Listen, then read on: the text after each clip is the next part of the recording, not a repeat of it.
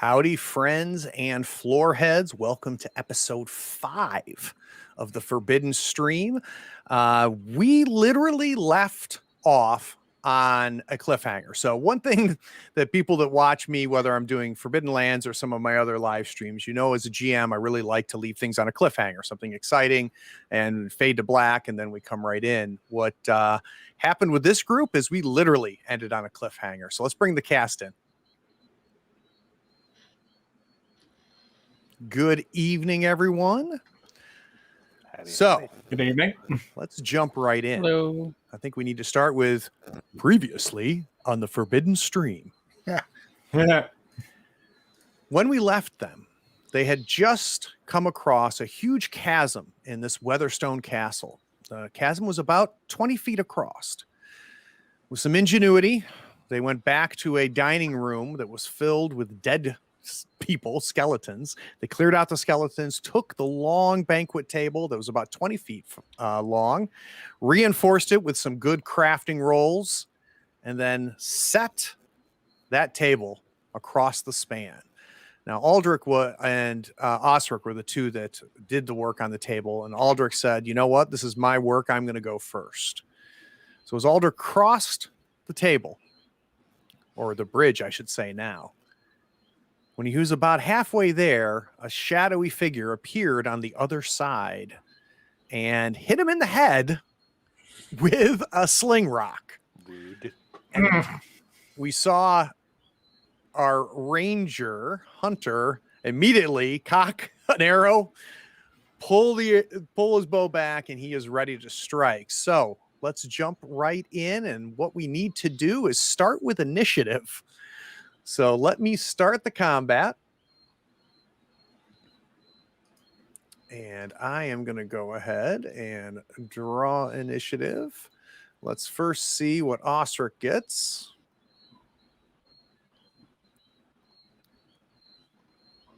All right. Osric.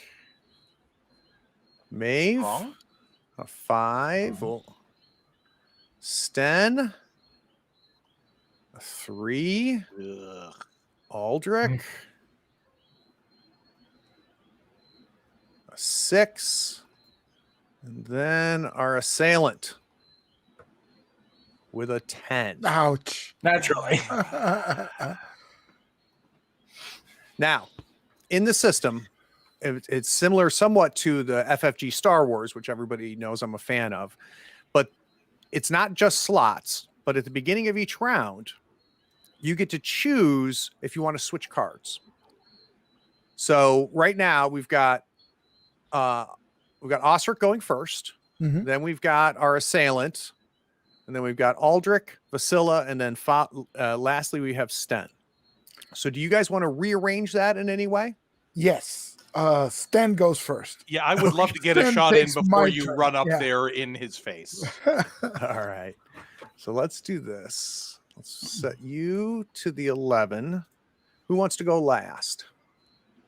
I will go last. All right. Okay. All right. So now that is going to then put Sten. We're going to just go ahead and just set you to, or Os, we're going to set you to 9. So you'll go right after our assailant. Does that sound good? Yes. All right, cool.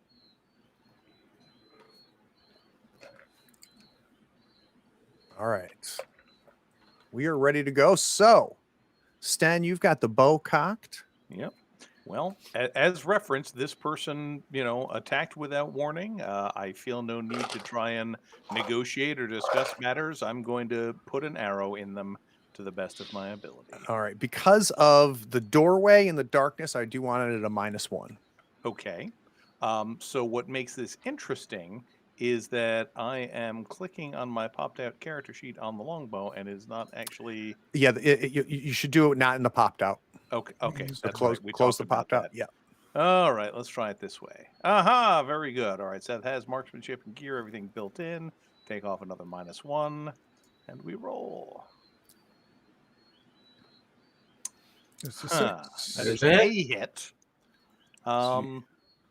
So additional hits, will that be harder for them to dodge or further damage? Or? So right now you're at 1 hit.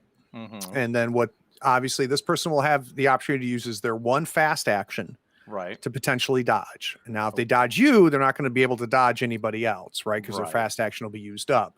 And they might have armor. So right now you have one success, which turns into 1 damage. Yeah, I feel like I want to push that. Okay.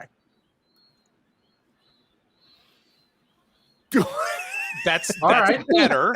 I mean, it hurts. But, it does. So what did pushing?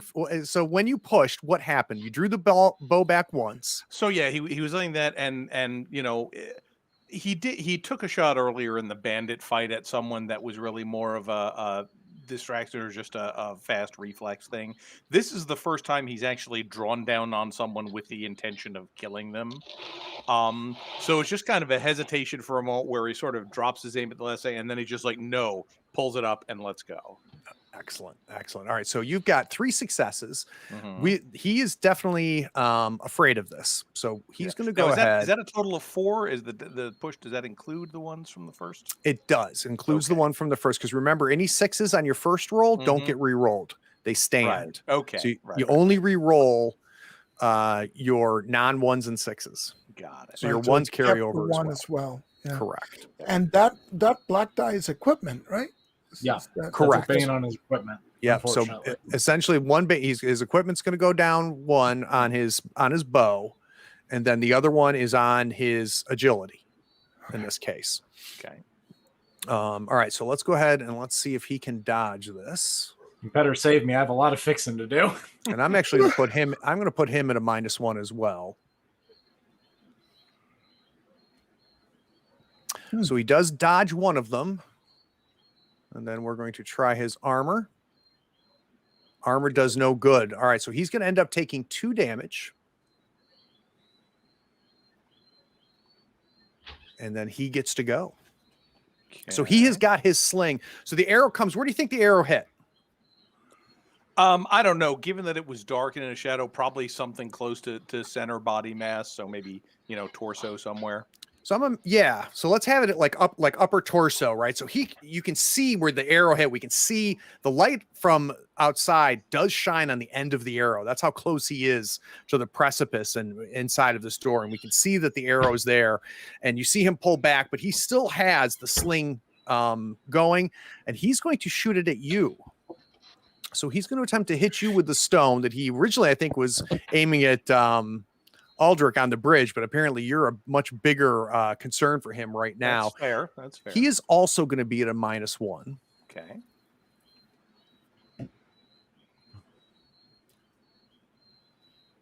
All right. So right now he has got no bane. So he's actually going to push this. Of course he is. No good. And picks up a gear bane as well as an agility bane. So I'm going to go ahead and update that. Now we have 1 damage coming to you. You have 1 fast action, which you have not used. Do you want to attempt to dodge this? I think that's a move roll. No, if you go under combat at the very bottom, you should see dodge. Right. I'm just wondering. Oh yeah, uses move. It does use move because I'm bad at that right now because I'm injured. So my move is actually only going to be 2 dice. Oop, I did not mean to roll that. That's fair. So I think, and if well, I guess there's no reason not to. I don't have anything else to do with my fast action. So yeah, right now we believe this is. I mean, if only... I don't push it, there's no harm to it. So. Exactly. Yep, there. It's got the wounds already taken into account. All right, so that doesn't do me any good. All right, so go ahead and take 1 to your strength. Okay, well, can I roll my armor? Oh yeah, definitely, please. Take my strength away. All right, well, that didn't help either. All right, so 1 strength. Noted. All right, so we see the stone fly across right over Osric's head, goes right to you, Sten. I'm imagining, Sten, this probably didn't hit you in the head, only did 1 damage. So well, let's have it hit you in the shoulder. Sure, seems fair. You pop back. And now we have got Osric. So, seeing this exchange of volley fire, right, I draw my sword and I yell, "Ah!" and I just charge across the bridge. My favorite battle cry. Yes, trying to stab this guy. All right. So what I'm thinking, and tell me if you think this is fair, Aloy, is I'm going to have you do a move roll, but a failure doesn't mean you fall off the bridge or anything. What it's going to do is if you pass this, I'm going to allow you to jump over Aldrich and get to the other side. Cool. But if you don't, I'm going to have you kind of stopped on the middle of the bridge. Okay. That's okay. Because I do have the melee charge talent, so it just allows me to move from near to arm's length, and then in the same action, slap, slash, stab, punch, or shove. Oh, geez, you're going to be able to hit him twice if you pass this move. So let me do the move check. Is move.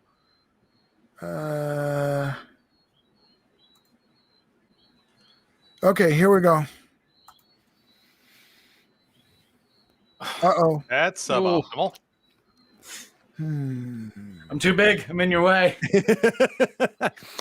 Now, while Aloy's looking this over, for those of you who's watching, he knows he already has 2 Banes, and those won't re-roll. So he's only going to re-roll 3 dice in an attempt to fish for a 6.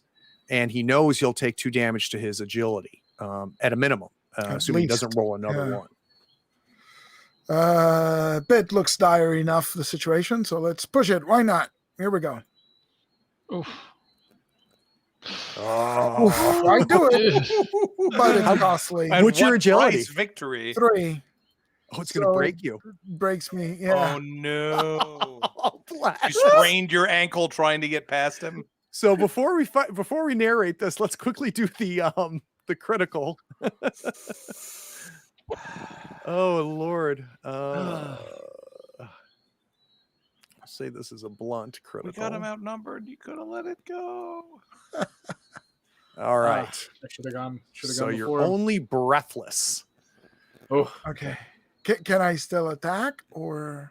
No, right now until you're healed, you're basically knocked out. So I'd like to get an idea of what that looks like. So essentially, I'm imagining where this is going to end. Aloy, you're on the other side of Osric, but you are essentially out of things for now. So I think what happens is I managed to jump over Aldrich, but I'm focused on jumping, not hitting him, right? So when I land, I am off balance, off course, and I just run and slam onto the wall, right? Either the threshold to the entrance to the other side, so that I collapse to the floor, winded, right? Instead of hitting the target, I just slam into the wall because I was focused on not hitting Aldrich. Love it. All right, so that's going to bring me, speaking of which, to Aldrich. all right. Well, that Does that change what you were going to do? yeah, slightly. Not too much. So I'll use my fast action to stand up, get off my ass finally. And then I'm going to look at our assailant, see that Osric has gotten himself into a bit of trouble over there. Is not gone as aggressive as I thought he was going to be. And I'm going to cast a little spell. I'm going to cast Paralyze on our bandit. Now, what is the power level on that? I'm going to go at power level 3. Oh Okay, yeah. so what now here's how this works is you can always cast above your rank, right? So right now you're only rank 1 or you're rank 2. Rank 1, but it's a rank 1 spell. Oh, it's a rank 1 spell. I'm sorry. I thought it was a rank 3 spell. No, it's a rank 1 spell. I'm casting at a power level 3. I'm using Got 3 it. All right. So you're going to That's spend what 3 willpower. All right. Oh, okay. All right. So Ooh. what this means. So here's how magic works in Forbidden Lands, which I think is really neat. You have to have willpower in order to cast. So in this case, he spent 3 of his willpower to cast a power level 3. What's great about that is it's done. He casts Paralyze. So this guy is going to be paralyzed. It's complete. It just works, right? So the dice he rolls, though, is equal to his power level. So in this case, it was power level 3. So he rolled 3 dice. And if he rolls any Banes, he has a magic mishap. So in this case, we do have a magic mishap. So let's find out what that is. But also the 6s give me additional power. Oh, that's right. So it ends up So being this is power power level level 5. It doesn't really Wow, I matter forgot because it about caps that. at 4. And what does it describe? What happens at power Yes. level 4? So at the cap of power level 4, our bandit here is losing their fast action, their slow action. They're basically losing all their actions and any bonus actions from their talents. They're just Aldrich just stands up, does some hand waving, just says stop. Nice. And then there's just this glowing force, and then whatever's going to happen happens. All right, let's find out what that is. Your magic makes you very hungry. All right, so mark yourself hungry. All right. And you'll have the ramifications of that. So how did this magic, not completely under control? I have a thought, but I want to know what you have. Why does it make you hungry? Okay, how do I mark myself as hungry first? It should be on your sheet under main, I think it is, under an upper right hand corner. Conditions. There it is. Okay. So I feel like for Aldrich, he has never been this, they never cast this much with this much power. I mean, he's just never been in a situation where he'd have this much willpower to cast with for the first place. So he is just, he got his hit to the head. Osric's in danger. Like this, we're in stressful situation number 2 in the past 20 minutes. I guess it's been a day, but still. So he's just like pouring all of this energy into this spell, and it is literally just draining like his body's fuel reserves. Excellent. Absolutely excellent. And really, I think I wonder in the village many, many moons ago now, 10 moons ago, have you guys ever seen him cast a spell? Do you think that did you do something in our journey? I did one spell when we were attacked by that first set of bandits, but I don't know that anyone really saw I that. was kind of distracted. Yeah, and it was very low power the first level. time. This is big and flashy. This is more than anything you've ever seen. I feel like Vasilla would have bugged him to see something in the village at some point. Yeah, during their friendship, okay, I could see but that. never anything like that. Yeah, he's never done anything like this. This is a whole new level. All right, so Vasilla, you are up. Yeah. And I Speaking of which, imagine her eyes are really big. So you see that he has an arrow sticking out of him, and he's got his hands are like he kind of like put his hands up to kind of like shield himself from this magic, and the energy just went over him, and he is just now frozen like a statue. His hands are in a crippled state, just standing on the other side of this bridge. Vasilla is going to walk up. She's going to very daintily pass Aldrich and pass Osric and give Osric kind of a look and a shake of her head, like, I'm gonna have to bail you guys out of every situation. And she's just gonna walk up to him, and she's just very calmly going to go, okay, so you see where you are right now. This could be a lot worse.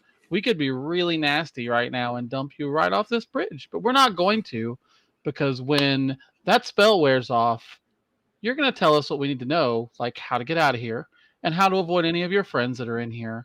And you'll make it through the day. If not, well, she looks over the side of the bridge. That's a long drop. So I'm going to make a manipulation roll, please. Okay, now to be clear, the whole time you're having that speech, you see his eyes moving the whole time as you're doing this. Do I get a modifier? Oh, you definitely get a +1. Yeah, you could rock him gently, like push him. Exactly. Oh, just touch it. So you have three successes on that. So he obviously believes you. And with 3 successes, I think it's safe to say this is the most frightened he's ever been of somebody who's half his height. Like I mean, so far Vasilla is terrified. Yeah, you're not wrong. Yeah, like he's pretty convinced that there's like a really dark side that you just let him peek at during that speech. Mm-hmm. So am I. She winks at him. This is perfect camouflage because Vasilla is small and dainty, and and everybody's looking to the big guys because they're intimidating, but they don't realize that the one who's really going to kill you. She's got a goon squad. Yeah. Exactly. So we go back to the top of the order, and depending on what you're going to do, I'll take you out of combat. So what are our thoughts? And obviously, at the top of the order, you can reshuffle if you need to if we're going to stay in combat. And Vasilla does look back to the rest of them and says, I think we've got an understanding, at least from the eye movements. I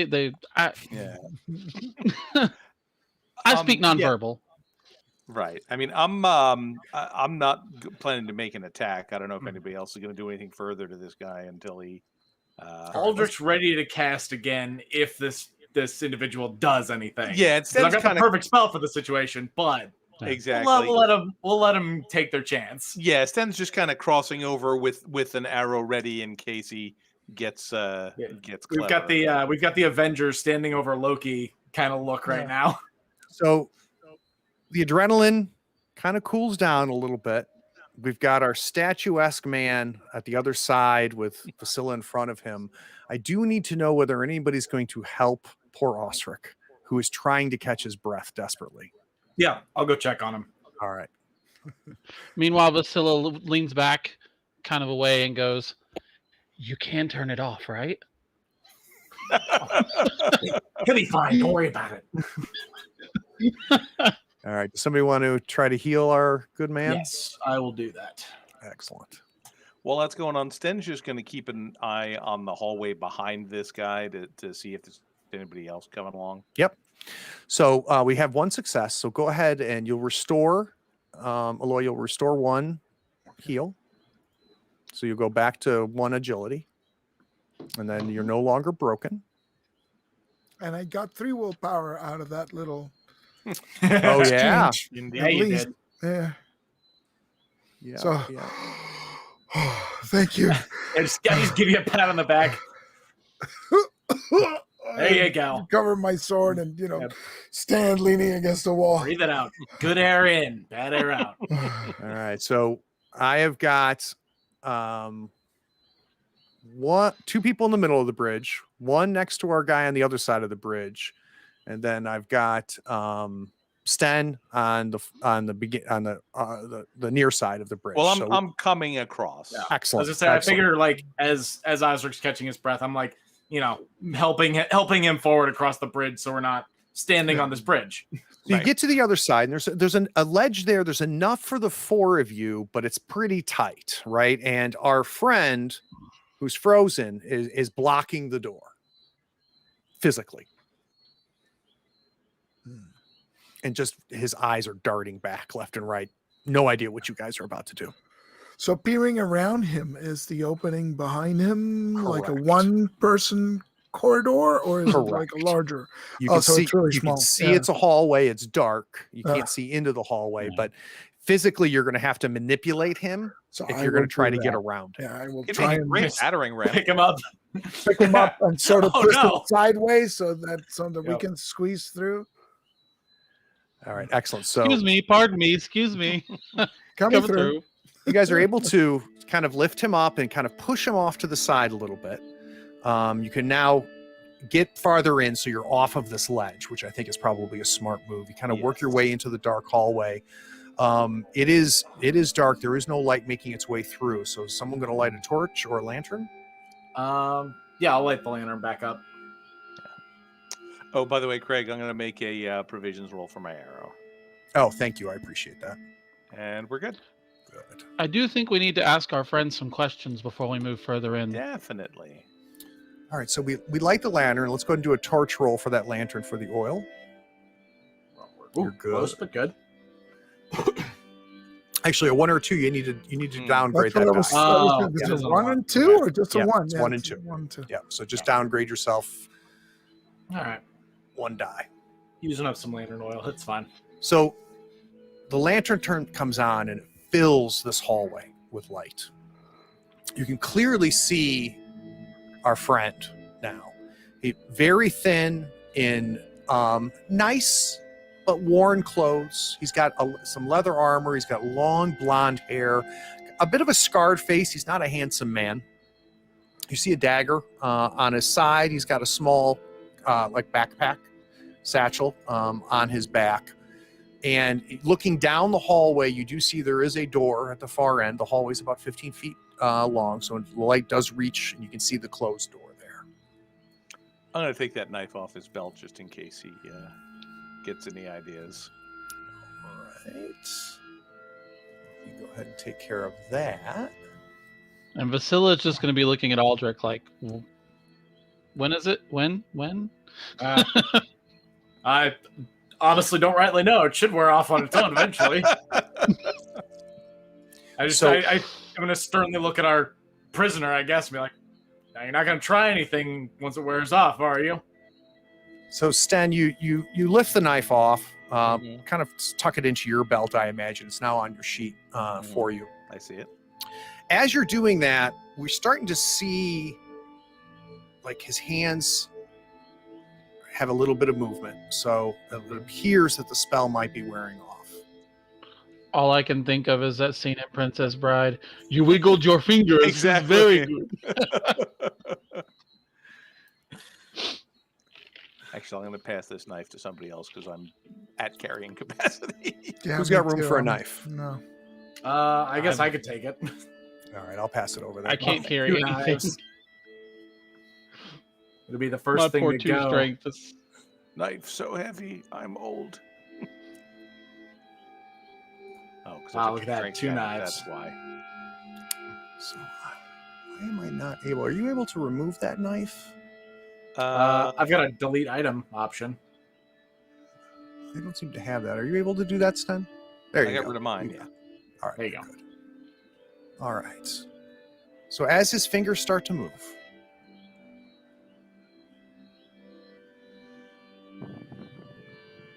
we're just going to wait. Yeah, I figured we just wait Okay. it out. Unless anyone else wants to do anything to this poor man. Yeah, Stan, keep an eye out Oh yes. down the corridor just in case any of his friends come this way. Mhm. While we've got a minute, while we're waiting for him to thaw out, can I like bandage my head wound? Yeah. If you want to do a heal, Oh yeah, I do have. I actually have bandages. yeah, make sure you give yourself a gear bonus. Sweet. Yeah, if you click on it then gear, it should roll it, taking that into account. Right. Gear. Bandages. It's telling me what it is. Oh, there it is. Got it. Roll modifiers. No modifiers. I'll just do it through here. Okay. Modifier +1. Oh, that didn't help. So yeah. So then the only thing that you want to do is instead of doing a +1, you add 1 to the gear, so it gives you the black die, so we know which of those die.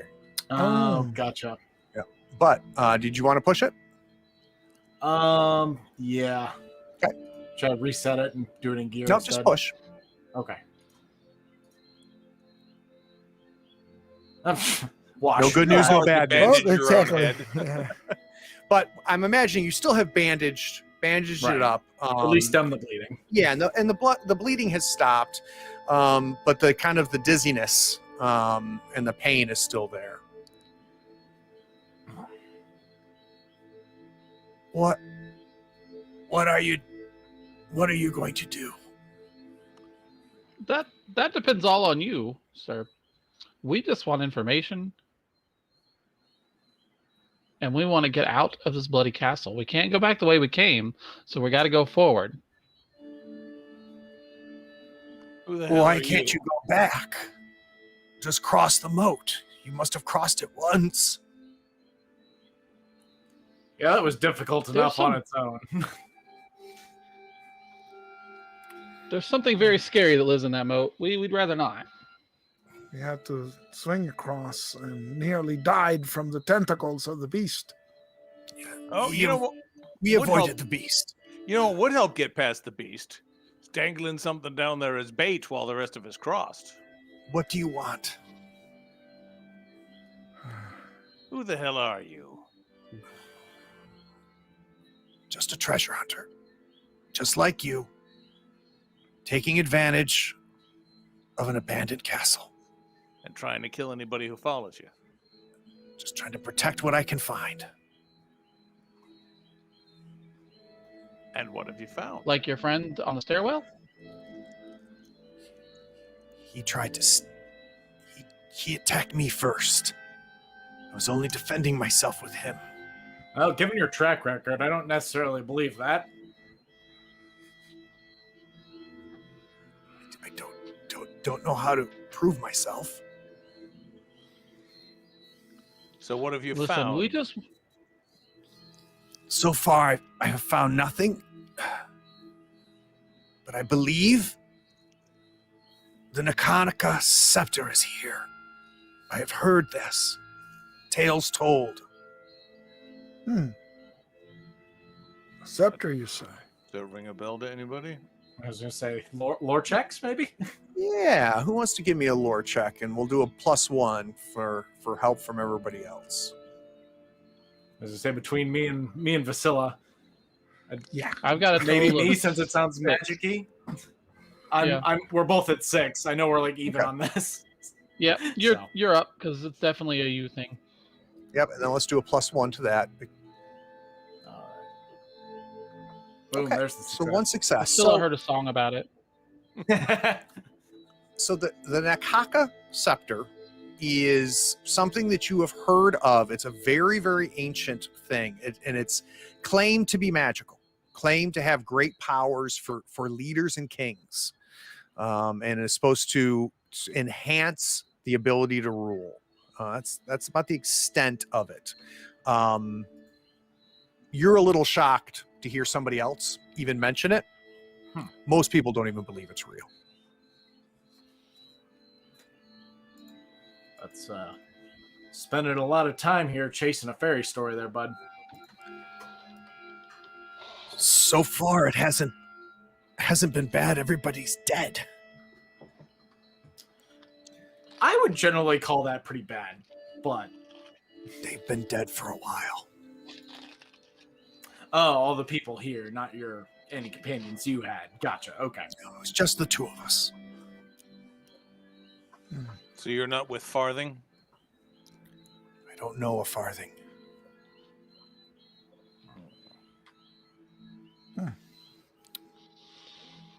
Did you encounter the minstrel?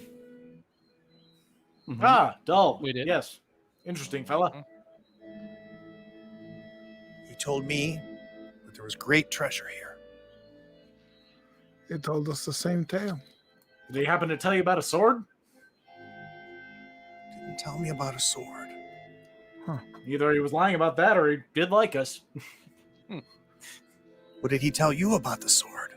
Oh, nothing particular. Something about a beast. Well, I was going to try to pick the lock on this door. And then I heard you. And then you decided you'd try and kill us. I was defending myself. We How weren't did- attacking you. It was a misunderstanding. How did you get across this chasm? I climbed the chain, and he points to the chain that stretched across. Just hand over hand. Yikes. That's one way to do it for certain. I'm happy to join you. Well, you have some knowledge of this place. Keep in mind that we've now completely disarmed you. Well, I'll that's have not my true. He might have friend here something in check his to make- backpack. I'll have my friends here check if you don't mind. Anything that's yours is fine, but any weapons temporarily belong to us until we're out of here. So you give him a good shakedown because you have time, right? There's nothing pressing here, so I don't see any reason to roll for it. You find provisions. You find some jerky. You find a canteen, water skin with some water in it. No other weapons. He has several burlap sacks in his backpack, so it appears he was pretty optimistic about what he was going to either find here or, along the way. But he definitely doesn't seem to have found anything. No, and if he does still have that sling, but you notice that the sling was damaged. So the stick of the sling is still there, but the leather binding has broken. So now until he were to fix that, the sling is useless. So you've effectively disarmed him. At the risk of seeming like a bully, can I eat some of his provisions since I'm hungry now? I just see food and I'm just like, I oh, think that sweet. seems fair. Well, And like, what's that look like then? I mean, I'm literally like, we're going through his bag and I see some of his food and I just literally start eating it.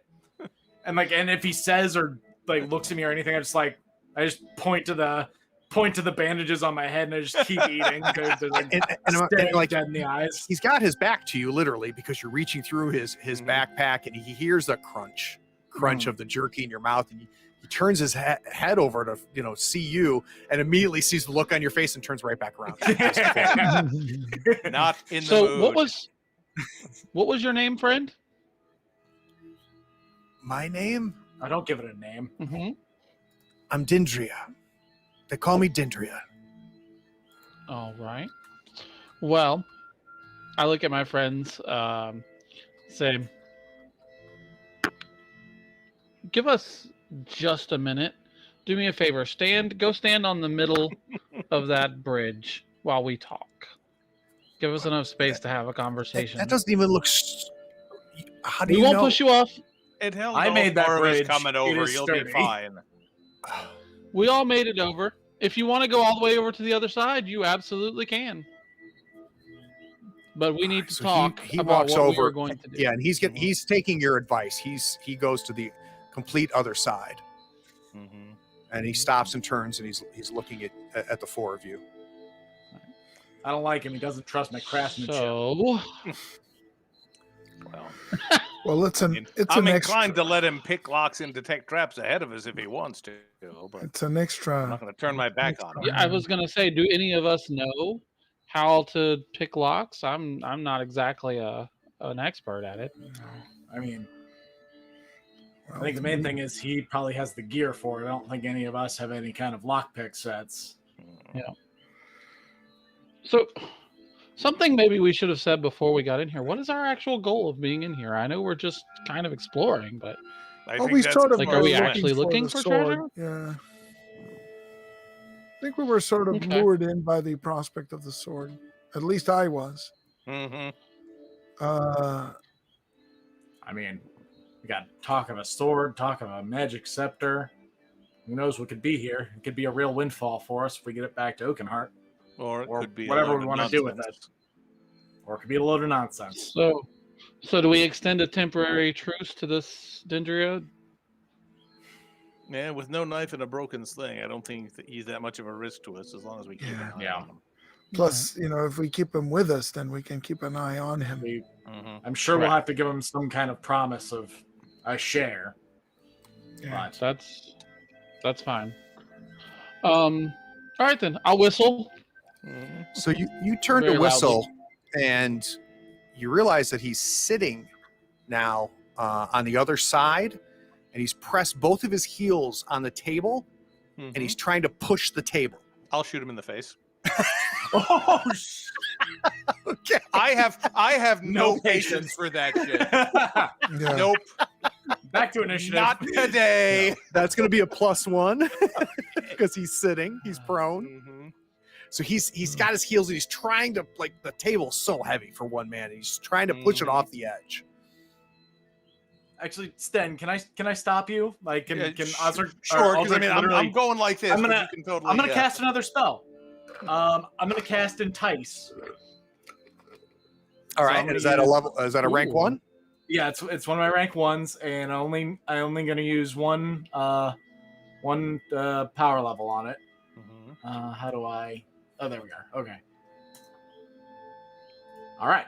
So it goes off. All right. Yep, it And goes he- off.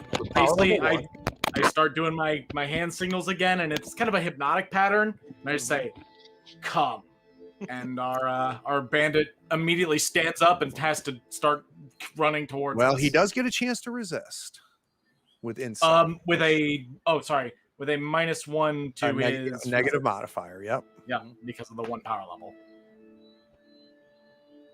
Oof. Uh-oh. So he does it. He Wait. so he does end up resisting, but you're able to stop him from that. So here's what I'm imagining: is you're casting your spell, doing your hand gestures, and we see the energy transferring over, and it goes right into, like, his upper lobe. I'm imagining like a tentacle from your hands into his upper lobe. We see him kind of wobble a little bit, and he stands up, so he's no longer trying to push this thing off of the edge of the push the table off, so it's no longer a bridge. Mhm. He stands up, and then we see him jerk his head back, and it breaks the connection, and he shakes his head, and he turns to run. I think I'm gonna shoot him in the back. I really do. Go for it. I've had a Yep. day. At this point, go for it. Yep, exactly. Yeah. But apparently my heart's not in it. Yeah. No push. Nah. No, not with those 2 1 sitting there. Thank you. Not worth it. Yeah. That would break your bow. I'll just let him know that an arrow will sort of clatter against the stone next to him as he runs. And Yeah. stay out. Yep. Oh, that was your arrow. Okay, good. You're done. So yeah, the arrow flies by, and you see the arrow fly by. You can hear the arrow hitting stone as opposed to hitting flesh, and he Mhm, disappears into the darkness. If you remember, it was a long staircase up that led to mhm. where you got to the bridge. I guess I should have asked. Did eating his food clear my hunger condition? It did. Just want to make Well, sure. that's the thing, at least. So So now Sten- he's behind us. That's a. Yeah, we Guess should we'll be- move that door. I guess we'll be breaking doors then. Well, no, I mean the bridge. Yeah. But I We meant should like move it. moving further into the castle. We'll deal with that. That is going to be tough. And the reason being is and we'd have to walk me through it. I'm not saying no, but I want you to imagine a 25-foot long banquet table Mhm. spanning a 20-foot crevasse, Right. having the strength and leverage. No, it's gonna fall. Do And we're Yeah, gonna as soon fall as with it. I fear that as soon as it loses one of its side, that the momentum and the weight of that thing, because it was heavy enough to carry you, Mhm. I'm not sure even with 2 of you if you'd be able to do it. I'd be willing to allow a strength roll. Plus, he Hey. can climb the chain, right? He already yeah. clambered through the chain. Yeah. So if he wants to come back, Well, he will. I would not hate like to we lose don't have a anyone's watch at night. equipment, but is there any chance we could maybe tie it down with like a rope or something? Anyone The got rope? bridge? I mean, Secure I the have- bridge. I have rope, but honestly, if he's here and we're not, he can come over and cut the rope easily enough. True. Yeah, never mind. Yeah. Good Yeah. call. I think we It is just what it need is, to then. keep a close eye. Yeah, we'll just have to watch our backs from now on. Aye, for sure. All right. So what's in front of us again? Corridor with a door. Corridor with a door at the far end that he said he was picking the lock Picking- for Yeah. when he heard you. All right. Well, let's see what the deal is with the door. So I'll start walking down the corridor, approaching the door, see what I can see. All right. It's a door, rotting, just like all the rest, but with iron girds to holding the rotting wood together. You see the latch, and you tap on it, Mhm. and it is locked. Hmm. Well, it's rotten wood. I figure, unless any of you have a clever way of bypassing this lock, I'll say just put my shoulder to it and see if I can break the lock. Fair enough. I'll keep an eye behind. Now, Can I- depending on who's remember with agility, you can still do sleight of hand. Sleight of hand is what you would use to pick that lock. So even though you don't have the equipment, I would allow a sleight of hand roll if you wanted to try to pick the lock. But I won't even require a strength roll to break the door. I've got a gonna 4 say. in sleight of hand if you want me Oh. to try. Sure, go for it. I mean, a 4 total. Like, I've got 1 sleight of hand, but. All A right. roll. Um, Are we sure you're tall enough to see the lock? Maybe not. Apparently not. Curse the roll. uh, So what do you think prevents Yeah, you she's from gonna- being able to she's pick gonna- that lock, Maeve? it's old.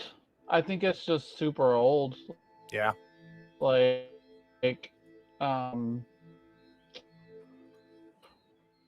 we Maybe you got the finesse for it, but it's rusted, so it's Yeah, it's corroded. harder. Yeah. Oh Nope. no.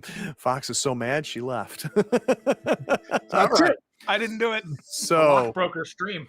Maeve is unable to pick that lock. Are we just going to kick it down? I was gonna say between me and I'll put my shoulder Osric. to it, see if I can. we can take this thing down easy. No Yeah. trouble doing that. And where it gives when Osric goes leans the shoulder in it, the actual lock and handle stays. and the door gives, right? So the wood breaks and the door goes bunch open. You look down and the door is technically still locked, but the door is open. It's just a very small door now. Exactly. What's in there? So you come into kind of a medium-sized room, and there's a couple doors. The doors are open. As you kind of walk through and look in the different rooms, it matches much of what you've already seen. So old, rotted, smells of mold. You see water stains on the walls. In some areas, there's obvious that there were some tapestries, but they've pretty much disintegrated as they've hung there and been eaten away by the elements. Up above, you see no sunlight, even though there are some cracks. So it appears that there's a level above you, which matches what you saw as you came in, right? That this goes up as well as going down. In some of the alcoves and in some of the rooms, nothing of note. As I believe the four of you kind of work your way through it cautiously and looking. And on the other side, there is a door. It has been left open, and you can see essentially a stone bridge that only spans about 8 feet and leads to another opening on the other side, but it is on the outside, and it's a staircase leading up. And this is really the only way forward we've seen, right? There haven't That, been side from doors what you or can anything. tell, yeah. I'm gonna shine my lantern like under the stone bridge. It's like, what's down there? So the stone bridge, actually, the stone of it extends all the way down to the ground. So this is, you can tell that this is like much of this castle appears to have been carved into the mountain itself. There's portions of this castle, and you could tell when you approached it, you could tell there were portions that were carved from the mountain itself and portions that were built on the mountain. And it appears that this may have been part of the mountain that this has been built into. I say mountain, but it's a, Right. It's not going to collapse under us anyway. No. If you're trying to assess the safety of it, it's fine. And it itself is about 7 feet wide, each of those steps. So by no means is it a tightrope. Well, no way to go but forward, I suppose. Onward and upward. So you start walking up the steps, back in the sunlight again, the warmth of the morning. It's about 9-10 o'clock in the morning. You work your way forward up the steps, going up what it ends up being about 10 foot of vertical movement. I'm keeping You an get eye behind us just in case. Yeah. What I'm gonna do is I'm just gonna assume that you're always doing that. So yeah, you don't have to let me know. I trust your paranoia. Yeah.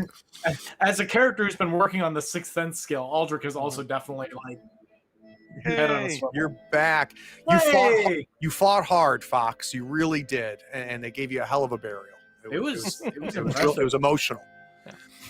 You were like No. dual wielding battle axes. It was So really weird turn for Vasilla. the four of you, including you, Vasilla, poked around and looked in this area here, and there's a couple offshoot rooms. Everything rotted, everything old, as you've seen things, and now there seems to be an outside like staircase land bridge that crosses up and over to the next part of the castle, and the four of you are at the base of it. It's already been checked to see how safe it is. Yeah. Heading up. Definitely. All right, so the four of you start going up the steps. And again, kind of nice outside. The smell of the place isn't here, which is nice. You don't think you realized just how just smelly and old this Weatherstone castle has been, because you've been in there overnight now. This is the first time you've been outside in a while. You get to the next section, and there's a deep alcove in. There's a door. It's left slightly ajar, but it is closed, so you're not able to see through.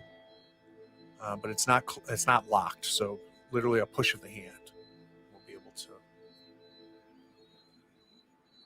All right, so I'll take point on this one. Guessing that Aldrich has his lantern ready, so Yep. I'll draw a sword and push So to Oscar, see what's in you there. push it forward, and the first thing is it smells different. It still smells old. It still smells rotten, but there's other scents that you're picking up. And immediately what comes to mind is decay and chemical, right? So a kind of a combination of those two smells. And as you kind of look in, I want you to imagine a fairly large room. So at least 25 by 30 feet. And as you walk in, as the lantern is behind you and shining, you start taking in a bunch of information, right? The first thing that you notice is several wooden tables strewn throughout the center and along the walls. And on those tables, you see broken glass. You see some glass not broken, some vases that aren't broken but clear. On other tables, you see rusted axes and large rusted knives. And so you kind of take that in, and then you look up, and on the walls and hanging from the ceiling are pieces. So nailed to the far wall is the first thing that you notice, and it's the hind quarter of a horse. And it looks like it's been hung on the wall, and your guess is it's maybe been there not long enough to rot away, so months maybe, but it's discolored. The fur skin has been peeling off, and that's where the rotting smell is coming from. But that's not the only thing. You're finding pieces hanging and on the wall, animal pieces. So in some cases, you're able to identify them, as either horse or donkey. In some cases, you're seeing some pig pieces. So other pieces that you're noticing that are likely human. So maybe a leg, a piece of arm. Are they nailed to the wall? Are they hanging on hooks? Both. So in some cases they're hung on the nails on the wall. So as opposed to being nailed into the wall, there's obviously nails, and you can see nails that are bare, right? Mhm. So imagine almost like a coat hook, right, where this stuff has been impaled on there. And then there's hooks hanging down from rusted chains where you're seeing some parts. You're also seeing bones scattered throughout on the floor as well. So some of this has happened a long time ago, or based on how clean the bones are, they've been there for a very, very long time. So tables, broken glassware, you're seeing rusted utensils, tools, cleavers, knives, and then in various points of decay, the newest being several months old, you're seeing pieces around. What manner of ghastly abattoir is this? That's rather unpleasant. Yeah, Sten kind of looks in and he first sees the back end of the horse and he says, "Well, somebody doesn't know how to make a goddamn trophy." And then he starts seeing, and then he sees human pieces around and he's like, "Oh shit." As you guys are kind of taking it all in, looking around, it's almost nauseating, the smell. Trying to piece together what the hell could be going on in here, what was being done here, and whatever was being done here, it's a lot newer than anything you've seen so far. I don't know, it's just true. You hear kind of a shuffle, and it sounds like maybe one of the tables moving slightly. So it sounds like one of the wooden legs on the table far off from where you are on the other side of the room sounds like someone pushed the table a little. Can I shine my lantern over to wherever that's the source of the noise? Bring your lantern up. Nothing. You see the table, but there's several tables. Definitely got an arrow knocked at this point. Okay, so I've got I've got a sword out still. We've got a knocked arrow. If I were the sort to believe in ghost stories, I'd wonder whatever killed those things is real enough. So I want to see if there's some sort of track or Holy among cow. the- Robert Hartley, thank you. He brought in 91 people with him. Oh, Welcome, hi. everybody. Hi, everybody. So I Hello. appreciate the Hi. raid, Raiding Robert party. Hartley. So we're no playing, pressure, everybody, but up your We're game. playing Forbidden Lands. You have come at a wonderful time. We are Forbidden Lands. They're in a castle. They have come into a mysterious dark room that appears to be covered in broken glass, wooden tables, and parts of animals and humans hung and nailed to the walls. It's dark in here. They've got a lantern looking over everything. And then they heard a noise, and it sounded like some of the tables moving. So Don't welcome be afraid to, to that follow. scenario. Yeah, so we Yeah. looking around trying to see if there's any are there any openings, are there You doors? see a shadow behind the table move, Oh, jeez. coming off the lantern. Sten is just going to yell, "Who's Keep there?" following in the it. sort of half cranky, half scared kind of voice. Who's out there? You hear kind of a scuttle, something on the floor, and you just can't make it out. Between the shadows, the tables, it's something that appears to be lower than the table, at least right now. But you're from where you are, and you're a good 15 feet from this thing. You're not able to see whatever this is. Basilla's gonna duck down since she's little and try to like look through the tables, like to see like if she can see through, the legs. Priscilla, you get down on one knee, kind of looking under the tables, and it's so much darkness because the lantern's up, right? So Mhm. what you're seeing is a lot of shadows. The shadows being cast by all of these tables, and there's a good probably 8 tables, long wooden, sturdy tables there. So where you are, you really can't see anything. Now, if we were to bring the lantern down to your level, that might change.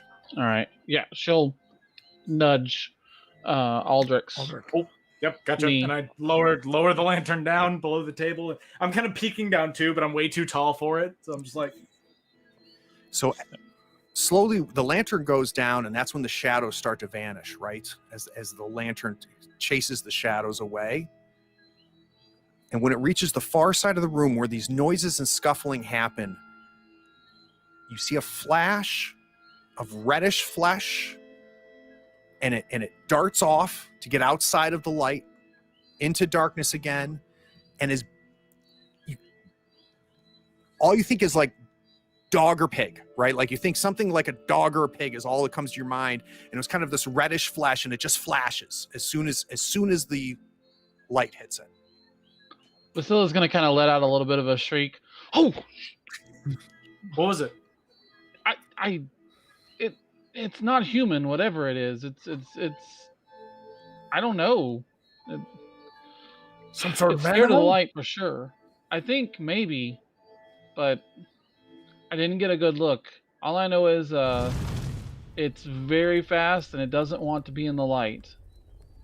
Huh. Sten's Maybe- going to start sort of edging over to one side to try and get a different angle on the scene. If Aiming vaguely in the direction where Vasilla was looking. If we wanna- And is the lantern? I gotta get a set because the lantern is what's messing it. It's what's giving you view and casting these shadows. Right. if we want to cross through, do we want to get more lanterns lit or more Yeah. torches lit? Yeah, 'Cause but whatever so, it is doesn't seem light, to like the light. light another torch. You hear another scuffling happening where this thing obviously darted behind another table at the far end. And through the lantern going through this, you do see there is a door at the far end as well. So who's lighting a torch? I called for Vasilla to do it because I got my sword and I'm standing watch next to her. Yeah, I need 2 hands for the bow. But I'm gonna. I don't think I do. I have a torch in my gear. Let's see what I got. it'd be with the provisions on the bottom. Very much. I'll grab one from my pack if you need it. So did you find Okay. your provisions? Do you have a die for torches? It's I- under gear. I do not have a die So for grab, torches. grab one from my pack. Yeah. So go ahead and do a torch roll for me. So one thing for those watching that's really neat, the way the consumables are handled in this game is you have a die size from D6 all the way to D12 to represent your provisions. And every time they light a torch, instead of tracking torches like Dungeons and Accounting, what you do is you roll your die. And as long as you don't roll a 1 or a 2, you keep that die. But in this case, it was a D8. Is that what it was, Aloy? Yes. So he rolled a D8. Had he rolled a 1 or a D6. 2 instead of this 3, his D8 would have become a D6. And then if you were to light another torch and roll a 1 or a 2 on that D6, he would be out of torches. It's a very, very slick way to handle consumables, so you don't have to do a ton of tracking. You light the torch, Osric, hand it over, and Vasily, you're going to carry it. Yep. Okay. All right. So we've got a second point of light, and this one's a little bit lower. That's Four good. of you- That's what we need. Yeah. I'm imagining the 4 of you haven't gone too far from the door, Nope. especially when you've heard the noise. I'm imagining the 4 of you are relatively close to each other. Yeah, I don't think we've even we're peeking in still, just like And there's like tables between us and the next door, Correct. right? So the way is not clear. You would have to wind between them. I mean, it's the word I would use to describe this room is a lab, right? A lab or a dissection room. Like that's the words that are coming to your mind when you're trying to figure out what the hell this was at some point in time. And again, the oddness of it is everything has been long decayed, long untouched, dusty. This area appears to have been used at least in the last 5-6 months, based off of the amount of decay on that hind quarter of the horse that was nailed up against the wall. So it seems this place is not long abandoned after all. yeah, Let's move someone's gotta be carefully. here. Yeah. Yeah, only way out is through. And the tables are heavy, right? So this is They're not like very dinner heavy. tables. Yeah, Yeah. so We have backup bridges. Yeah, that's what I was gonna say. like butcher block thick. It's like Yeah. the Ooh, tops of never the mind. tables. Those might be hard to lift. Mm. Yeah, And- so and I- stay, Go ahead. stay close, everyone. Keep those lights ready. I'd almost And, suggest we yeah. keep to the wall and go around Mhm. along the wall. I like that. All As right. you edge around the left wall, you go, and I think it's the thickness and the weight of these tables. I'm imagining at some point one of you even tried to like push it or nudge it and realize just how heavy it is. And I think it's the fact that these things are so thick and so heavy that it makes it so shocking when one of them at the far end just flips up Flips over. Ah! and flies to the left of you, and on top jumps in the front of the table is this creature. It's easily the size of a small horse or a large pig. It's got 4 appendages, and all this information is coming very, very quick, right? The first thing you notice is the mismatch of the appendages.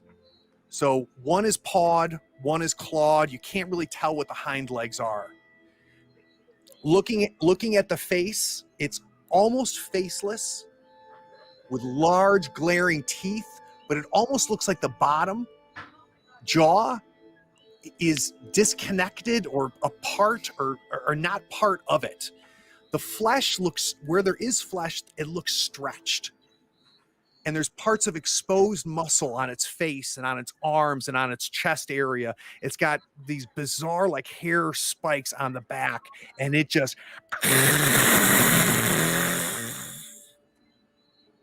I think we may have found the beast. Run! all right. So after all that buildup, we are going to have to go into initiative, even if you guys end up just turning and running. Because we were told to find the sword to fight the beast with. So Yeah. All right. So let's we might do have to Osric. improvise. It's a great illustration you got there, Craig. You like that? No. No, I do not. Oh no. Oh, I don't like that either. Oh gosh. All right, so we've got a 9, a Okay. 2, and a 1, and a 4. So initiative in this system is done with cards. The higher the card, the sooner they get to go. So now let's see what our beast draws. Probably faster than a 4-1 and Very similar to There our it is. last. Look Where at you've got one of you get to act, and then the beast, and then the 3 others. And again, we're in the same situation where you have the ability to swap cards, so you can swap positions. Right now, we've got Osric going first, the beast, and then we've got Sten, Vasilla, and then our mage. Aldrich, you have anything to solve this particular problem? No, More no, I fancy don't. spells? Funny thing about magic is monsters tend to be fairly resistant to a lot of it, Great. particularly my brand. Okay, so That's quick. We're gonna go. Are we changing the order? I'll be happy to take a shot if you want, but I mean, you can move and shoot, so. that's true. But for me, the goal is just move. Sure. Let's go. Just run across and get to the other door. What are you thinking, Osric? I'm trying to. I think I'll buy time for them. Go for the other door, and I run through the thing to attack it. Excellent. Let's go Buying ahead you and- time because I think we're going to die here. So do you have to? Do you have to for your charge action? Do you have to spend a willpower point for that? No, I believe that one's free, but let me double check just in case. Hang on, where is my character sheet? Here we go. Talent, melee charge. It says you throw yourself into combat without any concern. When you move from near to arm's length, you can, in the same action, slash, stab, punch, shove. Perfect. So I'll just try and stab it as I run to it with Let's do it. sword. All right. So Get 'em. being a sword fighter means that I get +1 to my attack. Fighting with a sword, it's just one enemy, not 2. So yeah. And Path of the Blade means, what does it mean? Oh, that I can use willpower to bypass opponent's armor. So let's not get ahead of ourselves. Let's attack first. Okay. Combat sheet. Do I hit broadsword? Is that where it goes for Yeah, the you- Yes. You go to combat, and then go ahead and roll your sword. I'm popped out. That's it. Here we go. Which one's the heavy one? I think it's the. I think I'm using broadsword. Is it doing the dialogue? Oh, it's behind. Let me magnify this thing because the windows are huge. So I do get a modifier +1 because of my sword fighting rank. Excellent. So here we go. That's a lot of dice. That is a lot of dice. And 3 6s, which I like. That is 3 6s, and I'm not going to push it because I got those 2 Mhm. things So on me. for those of you watching real quick, so this is a D6 system and it's a pool system. So the white dice that Osric rolled represents his ability. So in this case, his strength. The red dice is his skill. So this is, what is it, swordsmanship or melee? Melee. Yeah, so he has a rank of 4 in melee. So that's where the red dice are his skill. His base attribute are the white dice. The black dice represent his gear. In this case, his sword gives him 2 gear dice. He rolls all of them. Every 6 is a success. So in this case, he got 3 successes because he rolled 3 6s. A little nuance, which I really like, is that all of his successes came from skill, not brute strength. Because if you notice, they all came from the red dice, which is kind of a neat little narrative touch. You'll also notice, though, he rolled 2 1s. He rolled a 1 on his sword, 1 of his black dice, and a 1 on his ability. Now, right now, they mean nothing. But you always have the ability to push your roll. And essentially that represents Osric taking an extra effort for this to occur. What would happen is he would pick up all the dice that are not 6s and not 1s. He would get to re-roll them. Any new 6s become additional successes beyond the 3 he leaves there. But any additional 1s end up damaging him. So right now, if he were to push and roll no more 1s, he would damage his sword by 1, and he would damage his strength, and his strength would lower by 1. So Osric, What are we going to do? So I would like. I think I should push it, but that's 2 damage to my strength. Correct, I and it wouldn't will- at this point. but It'll that's- hurt your Yeah. effectiveness going forward, right? There'll be 2 Right, less right. white So I don't dice. want to cripple myself on the first attack. So what I would like to do is spend a willpower point to bypass the creature's armor, right, including natural armor, because of my Path of the Blade talent. So I'm imagining, Osric, as you're going in, charging, going to strike, you're taking in information. As you're getting closer to this beast, and it's not growing, but God, it feels like it. It just is much larger than you realized. I don't know if it was a gauge of distance or what, but this thing is huge, and it's got a huge barrel chest. And that's when you notice that the skin being stretched is a very thick skin. No question that hitting the skin covered areas is going to have a different effect than going for the several exposed areas where the skin is not stretched across. And I'm imagining your skill and your talent allows you to direct that straight to a location that is not skinned. So that does 5 damage total. All right. Or 4 damage total, right? Nice. So I don't know what it says for, because it's 3 successes and Is Plus there 1 a for the plus 1 for the sword? So the first But success isn't gives it you the 2? damage of the Yeah. sword. So that activates the sword. So as the sword is 2 damage, right? Right, that's what I'm thinking. So, So your it's your 2. first success gives you 2 damage. Oh, okay. And then That's the how that 2 works. additional successes Got give you it. 2 additional. So that's 4 all day. Got it. Okay.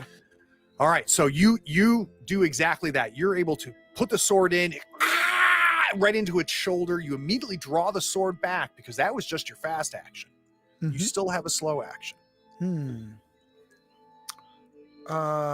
If I use my slow action, can I parry later in the? You In the could. round? You could definitely use that as a fast action if you wanted to. Oh, You can always turn a slow into a fast and use it as a dodge or a parry, or you could use it as another attack. because my sword fighter gets me a free parry, so I don't know how that So interacts. even if you use both your slow and your fast, that gives you a free parry. So you have a parry Nice. even if you're out of actions. Right. Okay. So I'll try to strike at it again with the Excellent. So you slow draw action. your sword back and go right back in with the sword. Let's Here give we it a go. roll.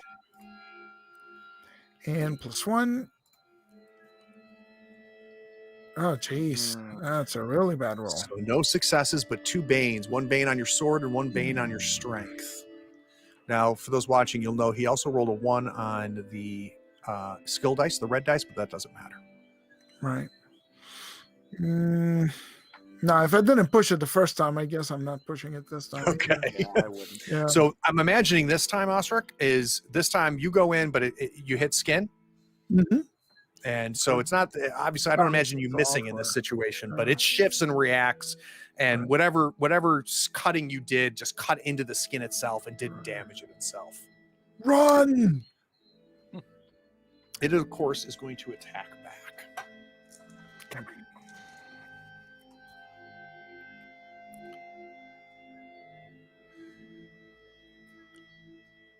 So it happens pretty quick. You see it reacts and it twists from there. It pushes the table out from under it to get grounded onto the table, onto the ground itself. And the table goes flying and crashes against the wall. And it's a flurry of claw and tail. It has a tail. You didn't see it yet. It's got a long protruding tail with almost a scorpion type talon at the end of it. So it is going to do what is called its whirlwind attack. Oh, jeez. I don't like this. Luckily, there's only one of you. If there was multiples, you'd be hitting multiples with this. Ugh. So he does his whirlwind attack. He rolls 2 successes, 2 banes. It's not going to push this roll. Okay. So this is 2 damage or 3 damage total coming to you, But I get a free parry. but you get your free parry. So go to combat, So and you should do it. The parry should be built into your sword. There should be a parry to the right of your sword. Yep, got it. And it that- adds +1 again because of the sword fighter Correct. talent. So here we go. All right, so you're able to fend off one of the 3 damage. Do you have any armor? Yes, I have studded leather armor, so I'm rolling that as well. Yep. And again, it's a real simple system for those watching. We're just looking for 6s. Nice. Nice. So something important here that's very interesting. You didn't roll any Banes on here, and you've stopped all damage. So the table gets pushed out. It goes flying against the wall, breaks into multiple pieces, and it's huge chunks of wood, right? This isn't splinters. I mean, this table exploded against the wall. It wanted to be on the floor. It wanted to be on the ground, and it's coming up to chest height to you, this thing. And it's just, you're not even sure where it's coming from. So you see claws and tail coming at you. How does Osric stop this? I think I managed to bat the tail away. Right, as the stinger approaches, I just bat it away with a sword, and the claws raking me are just. I managed to move out of its path, so it's just raking ineffectively across the studded leather. It doesn't really pierce. Excellent. All right, Sten. All right. So because I'm a fast shooter, I can run and shoot in the same turn. Do I think I would have a better shot since Osric kind of charged straight across? I'm thinking maybe if I run towards the far door first, I'd have a better angle to take a shot afterwards. In my mind, he's not gonna. You can time this because you can move and shoot, which normally someone can't. Your tan allows you to move and shoot. I'm imagining that you're waiting for the point, right? So I'm imagining you with the bow, and you begin the dart for the door, and you're gonna wait till he no longer has Osric as cover. Right. So we're just gonna assume that you're gonna time this so he has no cover. Best time. Okay. Yep. So he'll get no cover. All right. Let's see how this goes. All my modifiers are already calculated there. Let's do better than I did last time. Nope. Oof. But it's also no Banes, and this seems like a pretty dangerous situation, so I'm gonna risk it. Just keep the biscuit. Yeah.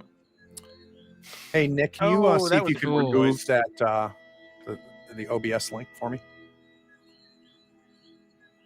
All right, so we pushed. I'm sorry. Oh, so Yep. I pushed poorly. you did. So that's going to be 2 to your agility. Mm-hmm. 2 damage to your agility. What happens? So basically, this is obviously a high adrenaline, high stress situation. So he's going back and forth, and he sees an opening and he turns and he takes the shot. And just as he's taking it, he's like continuing his momentum, and he trips over some piece of broken glass or furniture and just lands hard on the side where he has the broken ribs. Oh, excellent. On the ground. Excellent. All right, so that takes care It's not of... excellent, Craig. It's bad. It was excellent description. It's dramatic. All right, so I have Vasilla next. Vasilla, you have a torch. You've seen Osric go in, charge, do some damage, and hit this monster. And there's blood coming from the wound that Osric made. We see Sten run across, try to shoot an arrow into it, and the arrow deflects off of him. And he's landed, like, he crashed into a table, I'm imagining. So you're still upright, right? And you just crash right into a table, right into his ribs. Does right, the man. beast seem like it's slowed down at all by the damage done to it? It wasn't a tickle, but it doesn't seem to be right. It seems to be very anxious. All right. She's gonna give a very wide-eyed look to Aldrich, and she's going to bolt for the door on the other side. Great. And you can use both of your movements to get over to that her door. goal is to get to that door. Okay. Yeah, and she's gonna try to see if it just opens. Like, is she gonna have to pick the lock, or is the door gonna just This is the open? first Like, are we gonna have an exit? First metal door you've encountered, and it is locked. Oh, jeez. Shit. Okay.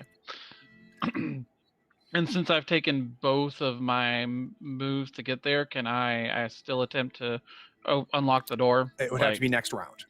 Or I need to wait till next round. Aldrich. Okay. Oh man. I'm conflicted because on the This one thing hand, is I'm on the gonna go- ground. It just got deflected by Osric.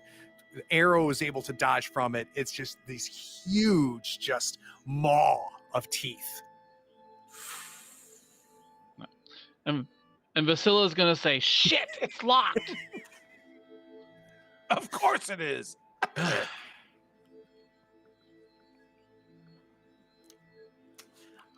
No, it's too much. I'm going to the door as well. We're gonna try to get this thing open. All right, so you use both your That's slow our and your best chance of fast, survival in my mind.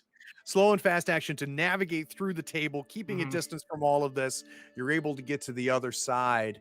This creature has 2 initiative slots. It also takes the last initiative slot. Little detail. Yeah. No. Thanks for sharing that now, Craig. So, Surprise! 1, 2, 3, 4, Yeah. 5, and just incidentally, another thing that's very I like about this is there's different types of adversaries. You have NPCs, which have stats and act very similar to PCs, and then there's a category of beast or monster, and this is considered a monster. And as the GM, I roll a d6, and it tells me what attack to do. Oh, that's good. Yeah, I really like it. And it Monster pulls, in automation. a weird way, it pulls agency away from the GM and makes the fight almost as exciting for me in its Right. own way. I So wonder what's going to happen. the flurry of claws, and the tail, you're able to get rid of. This thing now just lunges for you with its mouth. Oh, nice. I lied. It's not its mouth. It lunges at you with the mouth, stops right before, and the tail comes over the top, coming right down on top of you.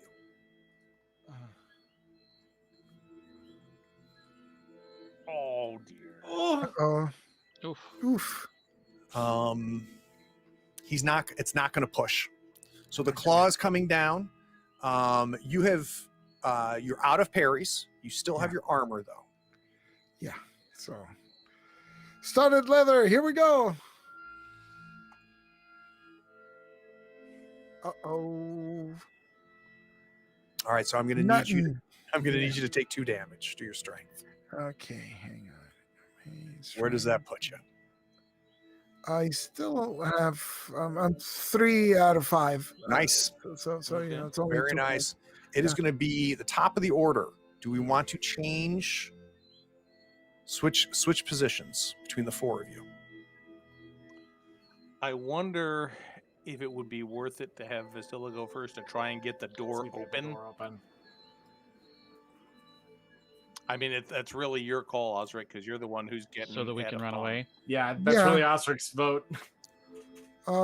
Sure. Hang on, because I can't see the whole thing.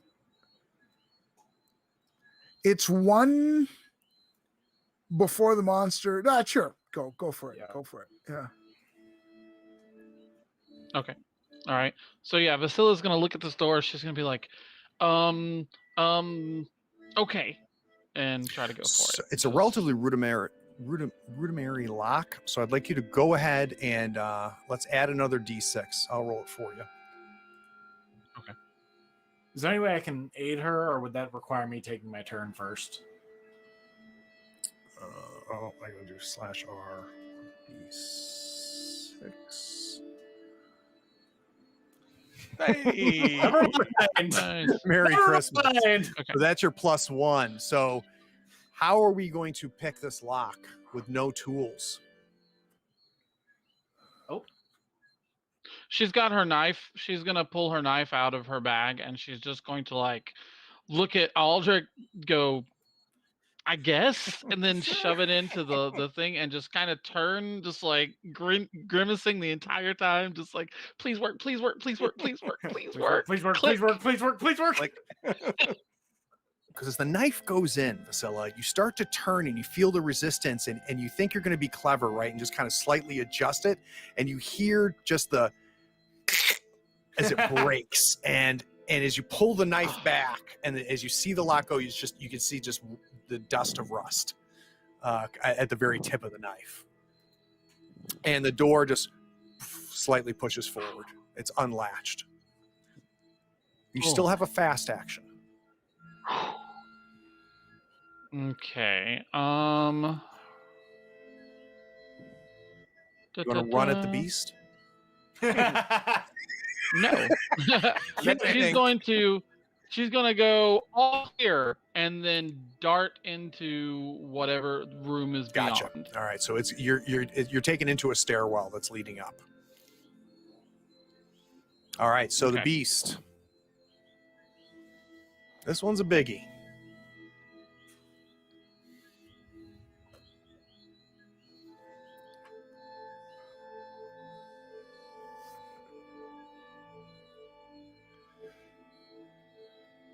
It crouches back on its haunches after attacking you with the tail, and it leaps and just goes to just grapple, and so its arms outstretched, chest exposed, and just the paw hand and the claw hand going for what is called the deadly embrace.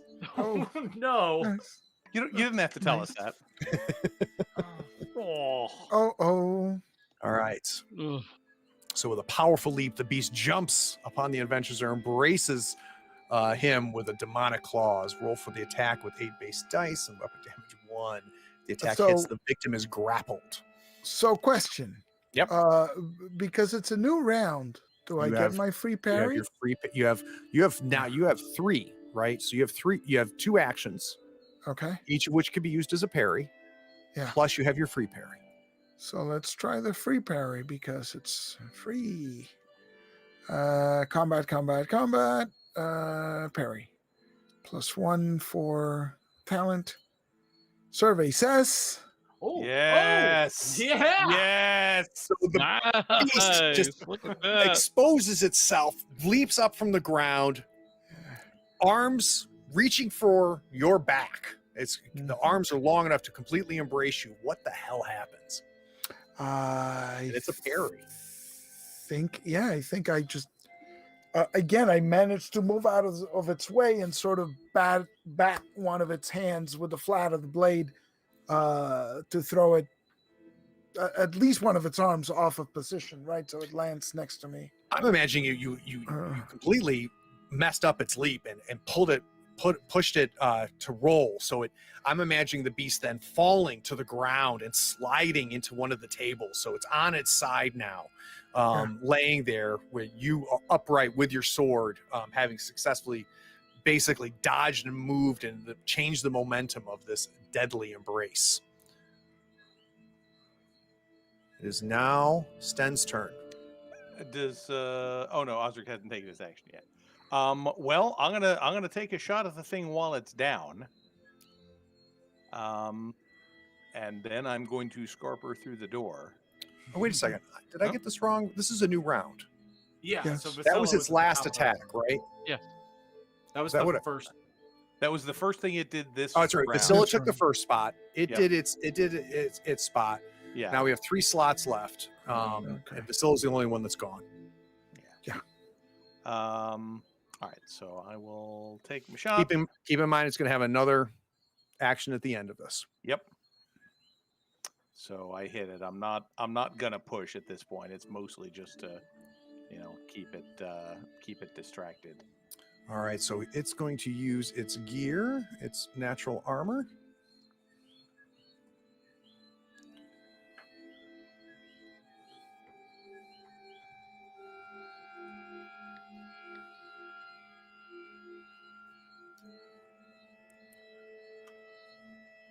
And it takes the damage. Mm-hmm. So what happens? You recover from your banging into your ribs. Mm-hmm. Yeah, and basically he's mostly focused on getting to the door, and he's watching his footing a little more. So he doesn't get the full length shot back. It's just kind of like a half draw. So it hits the thing in one of the areas where there's like a seam of the thick hide, and it doesn't penetrate very far, but it gets in enough to make it bleed a little. Excellent. All right, I've got 2 slots left. And then just with the move action, I'm just going to run in and be ready to shove the door shut when Osric and everybody gets there. Right. So Well, Aldrich. You could, that's right. That's great. Yeah, got it. That's both actions. Yep. So Aldrich and Osric before the beast gets to go again. So Aldrich. I Nate muted. mean, you would have swapped with Vasilla, so I'm happy to let you go first and be ready to close the door behind you. Unless you want to wait. Get out of there. So I have like 3 actions left. Can I attack it once? You have move? 2 actions left because you used your free parry, right? Yeah, free Yeah, parry. You have a Fast slow and a slow and a fast. Slow and a fast. Okay. So the fast could get you on the other side of the open door, Mm-hmm. and the slow could also move you up the steps, or it could be something you save in case this beast attacks you again on the last slot. Sure, I guess I'll try and then save it and then get behind the door to slam it shut once Aldrich comes through. Excellent. So I'm imagining you backing your way through, still facing the monster Yeah, as you right. get to the other side of the door. Aldrich, with your lantern ready. Yep. I'll slip behind the door and pull it shut. Okay. Not messing with that. All 4 of you are on the other side of this door. You clang the door shut. It does not latch. Oh, great. Is there a bar or anything here? You don't see any bar immediately, but you do feel the beast. The beast bangs against the door. It opens about halfway. We see a claw work its way out, but the pressure you're able to put back, it pulls its claw back before you're able to get it closed. Now, whether we're going to be able to hold off a second hit, we don't know, right? Find something to brace the door with. Yeah, is there you said this was like a stairway, Craig? Is there anything in here? 4 to 6 says you've got some wood. How does that sound? Sure. Does that sound fair? No, there is nothing there.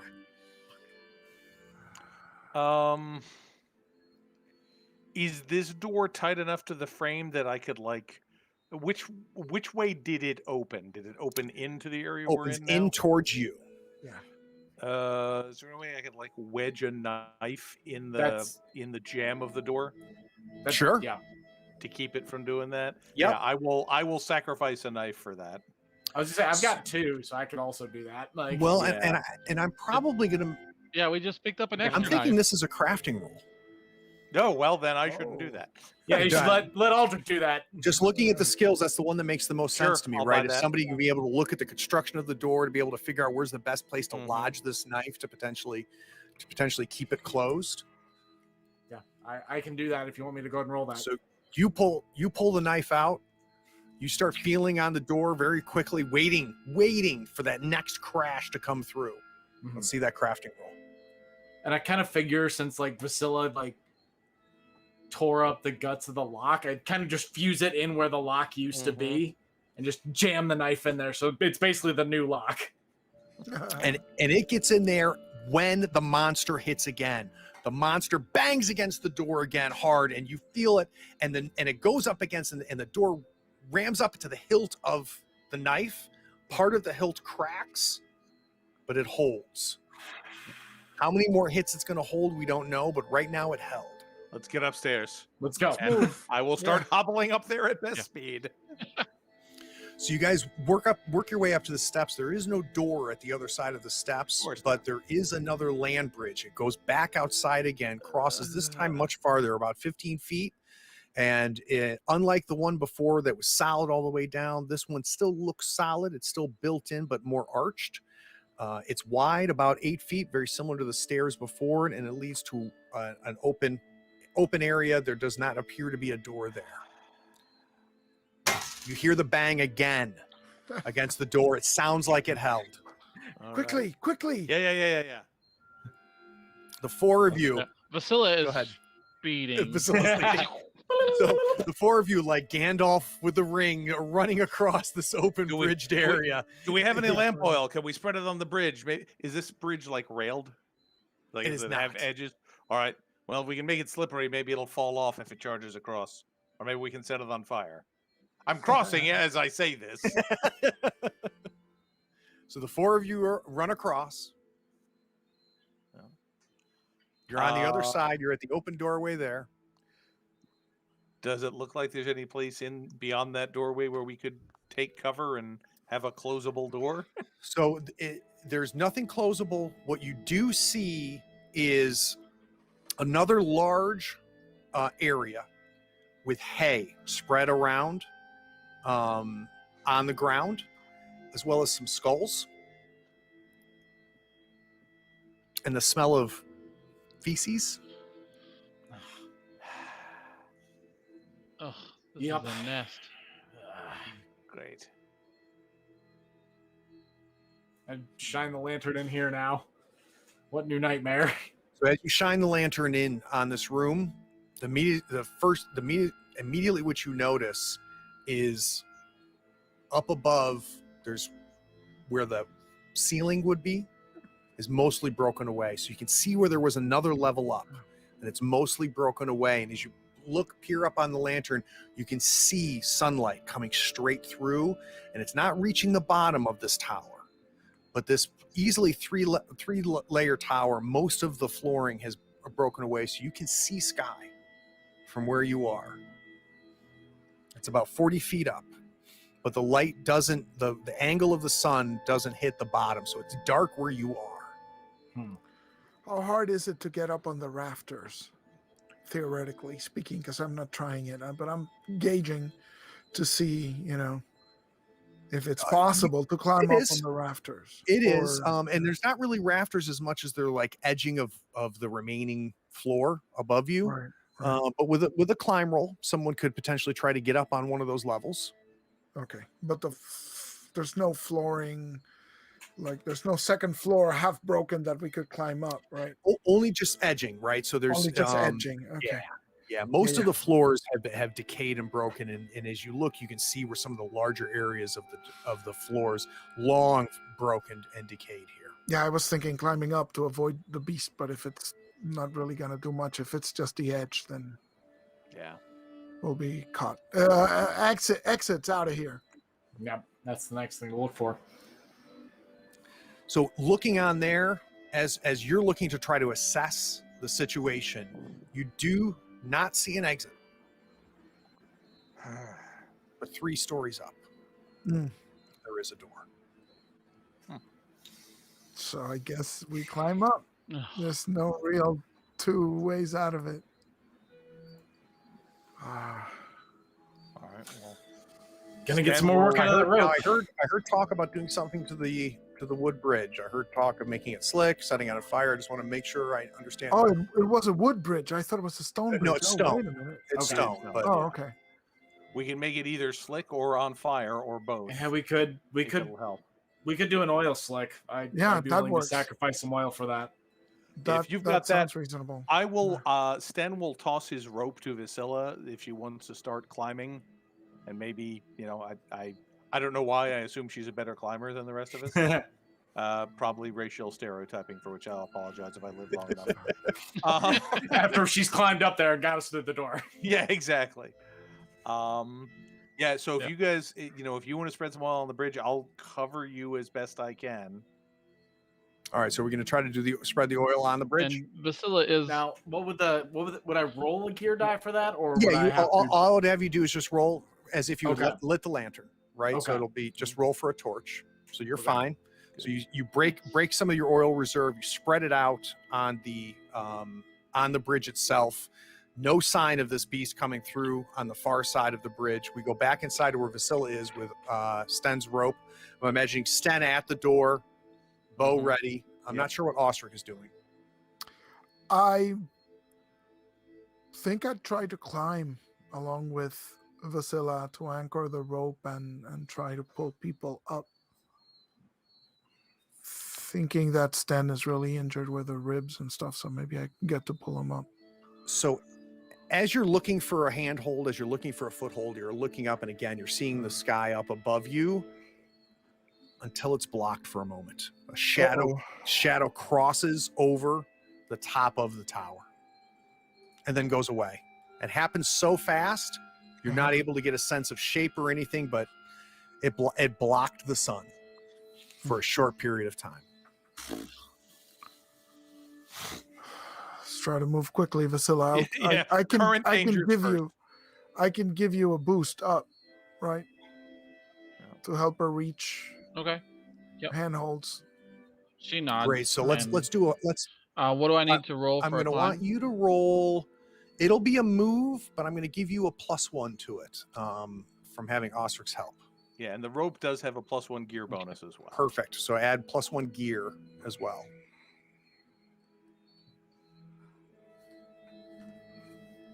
Nice. Yes. Fabulous. There we go. See? Woo! See, you people little- are natural climbers. So you With a have little motivation. Yeah. you have a rope, and I'm imagining maybe you tied it quickly around your waist. And I mean, with 4 successes, I'm going to have you get to the door. But what Yeah, does that she's just look scurrying like? up, yeah, as fast as she can. It's literally just like there's a second where she's like, okay, maybe I should stay down here and help my friends. Then maybe she hears like the bang of the door one more time in the distance and is like, nope, gone. Adrenaline is a hell of a thing. Yeah. So you scurry your way up. You're able to get to the handhold, get a handhold on the base of the door frame and pull yourself up. There is no door there. It's leading to another hallway, and you get yourself up there. You've got the rope tied around your waist. Sten, you see the head. Is there a place I can start Sten sees tying the the head rope off? of this beast peeking Uh-huh. out through the door. It seems very tentative. Okay. It didn't like the light. No, that's good. I will take a shot at it to try and encourage it to keep its distance. Excellent. And Osric, if you've got Vasilla's torch, it might be handy to have that ready for the bridge, or Aldrich rather. I guess Aldrich is boosting.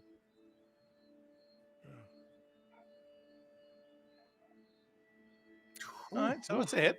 Good shot. It is a hit.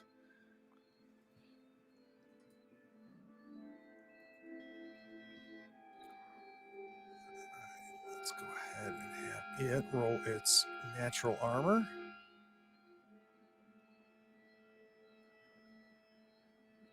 All right, so it ends up with 1 success. Let's see, I'm gonna break the dice down. So with just 1 success against your 2 successes, so it's just gonna pull 1 damage off. It's gonna go ahead and take 1 of those damage. Okay.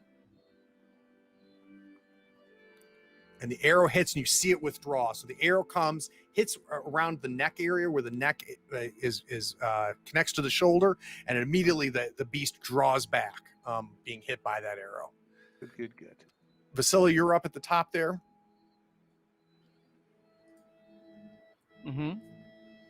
With the rope tied around your waist. I'm looking for places where I can. Yep, I'm looking for places where I could untie the rope and tie it up so to.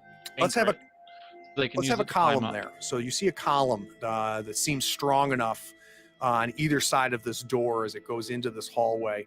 You take the rope, you tie it, pull it tight. I'd like you to do a crafting roll, but it's not to see whether it's going to be a good enough knot. It's a matter of time, how long it takes you to get a knot that's secure enough. Okay.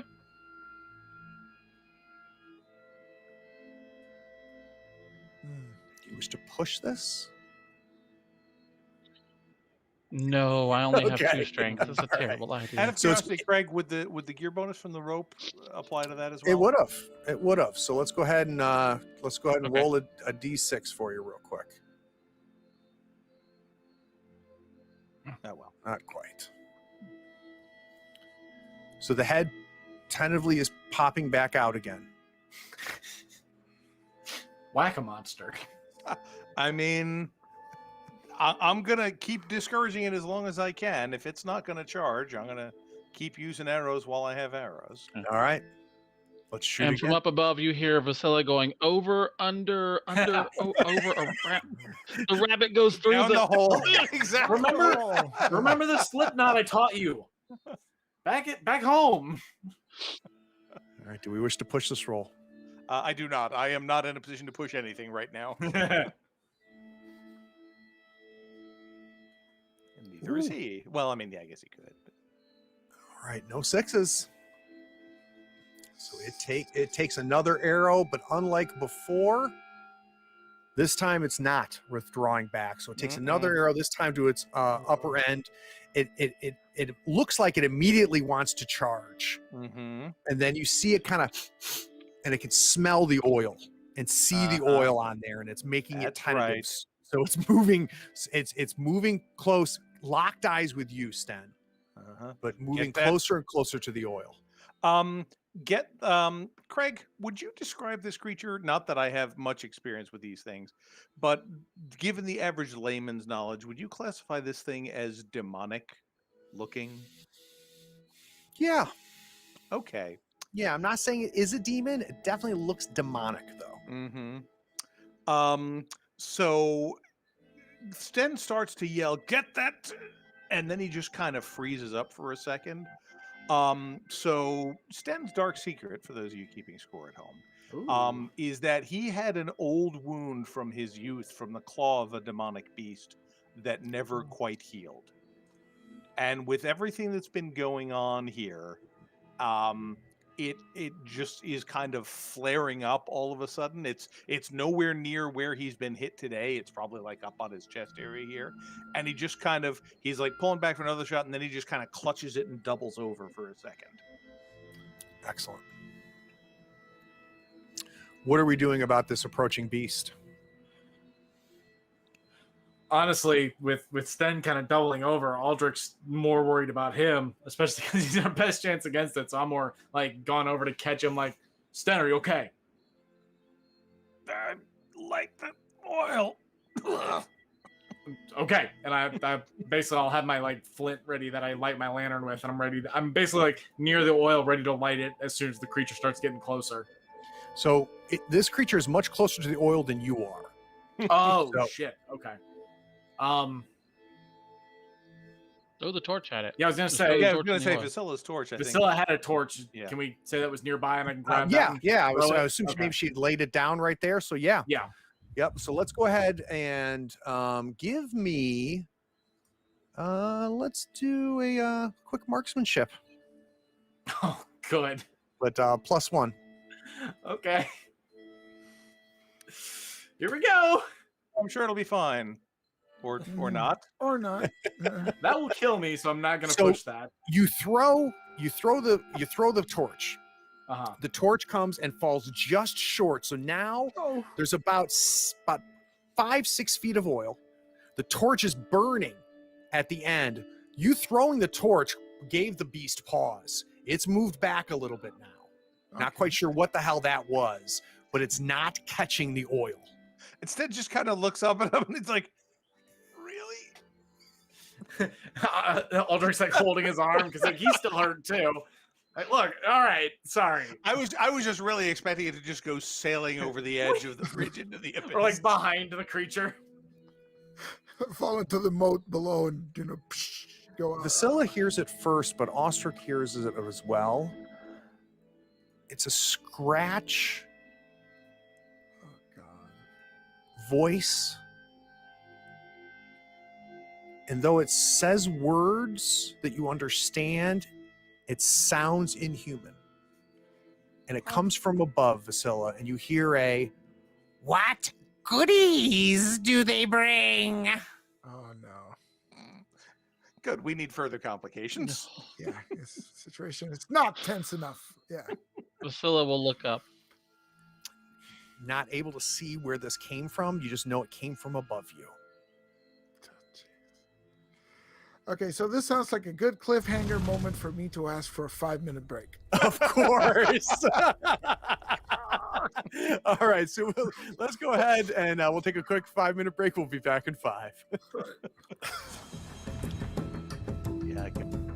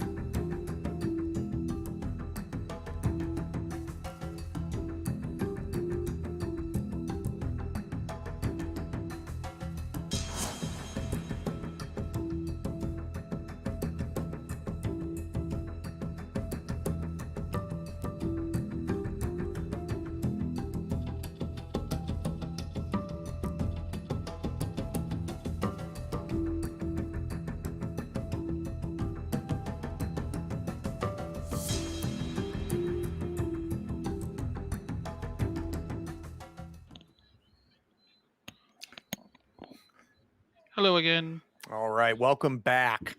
So to quickly reframe where we are, we have a stone bridge on the outside of this broken tower that they're in at the almost at the very top of this Weatherstone. On the one side, we've got this just demon-like beast, patchwork beast that seems to be pieced together, standing, trying to figure out what the hell is going on, wanting to taste the party. But between him and the party is a oil slick that has been spread on this bridge. It's not quite sure what to do it. And on the other side, slightly missed opportunity, a thrown torch lit, ready to set this oil that's spread on the bridge on fire, and just inches away as we see the torch burning. Inside, Vasilla, our halfling, has crawled herself up 3 stories to the next door. She's in the process of tying and trying to secure a knot. As doing that, Osric down below with the hay and bones and crushed rock below. Both of them hear a voice asking them if they brought any goodies.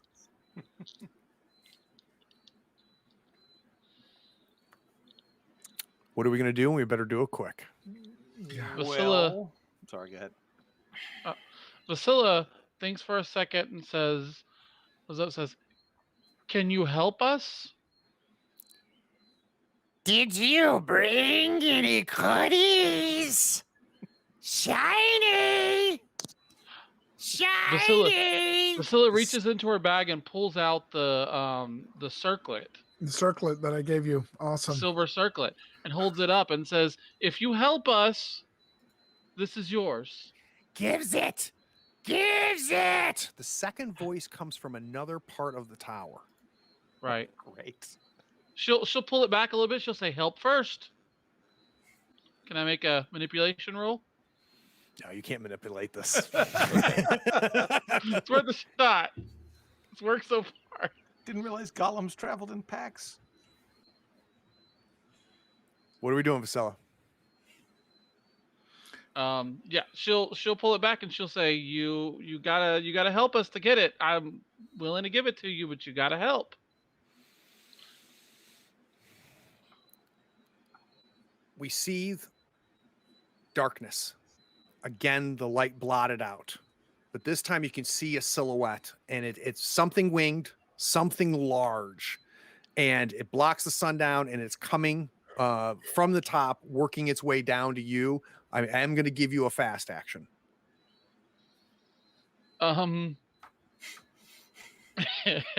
She's going to there. You said there's a hallway or another set of steps going.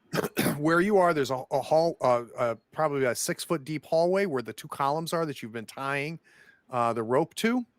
Uh-huh. And then there's steps leading up. She's gonna set the circlet down where she is on the ledge and then back up the steps. So you drop the circlet, you withdraw your way back. Osric, you're seeing all of this happen. You see the light being blocked out and this darkness come down. And Vasilla, from where you are, what you first see are the claws. And they look like large chicken claws. They land on the edge of this, the precipice that you had climbed up. And it's kind of an orange skin that leads up to feathers. And you see the feathered wings come in, and it's a dark gray feather. This thing is easily the size of Osric. It's easily 6 foot tall. And from where you are, it takes a second before you see the head come down, and it's a woman's head that's covered in feathers, and it comes down, and you see it looking at this ringlet, and you see it scratch its claw to and it tings up against the wall, and it grabs it and it takes off. Now that's the description. If anybody wants to act while all of that's happening, let me know. So I'm not taking away the agency there. So if something wants to happen, Osric, this creature flew down. I just watch it. I got my sword ready, but it's like, oh, geez, maybe it'll go away now. Vasilla, anything for you? There's a cut to Vasilla, and she's like pressed up against the wall. Her eyes are just like very wide, and she's going, "Don't throw up, don't throw up, don't throw up, don't throw up." So Vasilla, you just see this thing leave the frame of the door, right? But Osric, you see again the light blotted out is what this thing is. This thing flies back up to wherever it's flying to, wherever it came from. We cut back to the bridge, and we see this beast gaining a little bit more courage. as it's working its way back to the oil slick. Aldrich knows we gotta buy time here, so I'm just gonna charge forward and I swoop down, grab that torch, and hit the oil closer. I mean, all you have to do is push this thing. Yeah, literally if you- just like kick the torch into the oil. I'm dashing right in. We don't have time for this. All right, let's do a quick move roll. Oh, lovely. I'm so good at that. Do you wish to push it? Risk it for the biscuit. Wait, you're human. Do you want to? Oh, well, never mind. Yeah, well, I should have said that before.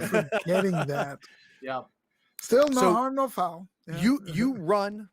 At first it stalls as it sees you run. You come in. I'm imagining almost like a sliding into second base. You kind of slide down the foot there. You kick the torch. It hits the oil and it starts to ignite. But the beast is now coming across. So I have you prone. And I'm willing to give one more action before the beast attacks. I will take a shot at it. I mean, I don't think there's anything I can do that'll make it particularly, more likely to get stuck in the fire or anything. I don't have a cold shot. But what I would like to do, given the current state of my my agility, I'm going to spend a willpower point and using the human adaptability. Make that into a survival roll. Nice. Interesting. So how are we using survival to shoot this arrow? So there was a time back in his youth when Stan was hunting out in the woods. Well, actually, just to be clear here, so you can't use survival. Or no, you're right. Adaptability yeah, is it looks like it is any skill of your choice. Any skill. Okay, it's not base attribute. It is skill. So yes, go back to what you were saying. So you're using the survival skill to shoot this arrow. But actually, yeah, okay. So basically there was a time when he was shooting at what he thought was a deer that turned out to be a wild boar. And it sort of had him cornered. It was a point where this thing was charging him and he had basically one chance to shoot it and, either drive it back or kill it before it got to him. And he did. So this is just like an old hunting memory of his. Like and a the deja vu memory is coming in. Beautiful. Yeah. And now just make sure when you roll your survival that you add your gear bonus. Yep. So what I'm actually going to do is I'm rolling it as, just using the regular longbow, except I'm giving myself, I guess, should I add the equivalent from agility since it'd be with wits instead? So what is your survival? My survival is 3. Okay. And your wits? My wits is 4. All right. So you're going to want to make sure that you end up with 4 base ability die and 3 skill dice. Right. Exactly. And the gear. All right. Here we go. Well, it's a hit. And you know what? I will push this one because this seems like a moment of crisis. And that was a poor choice. Okay. So we're going to drop your wits by 2. Mm-hmm. Let's see how this thing does as far as its armor.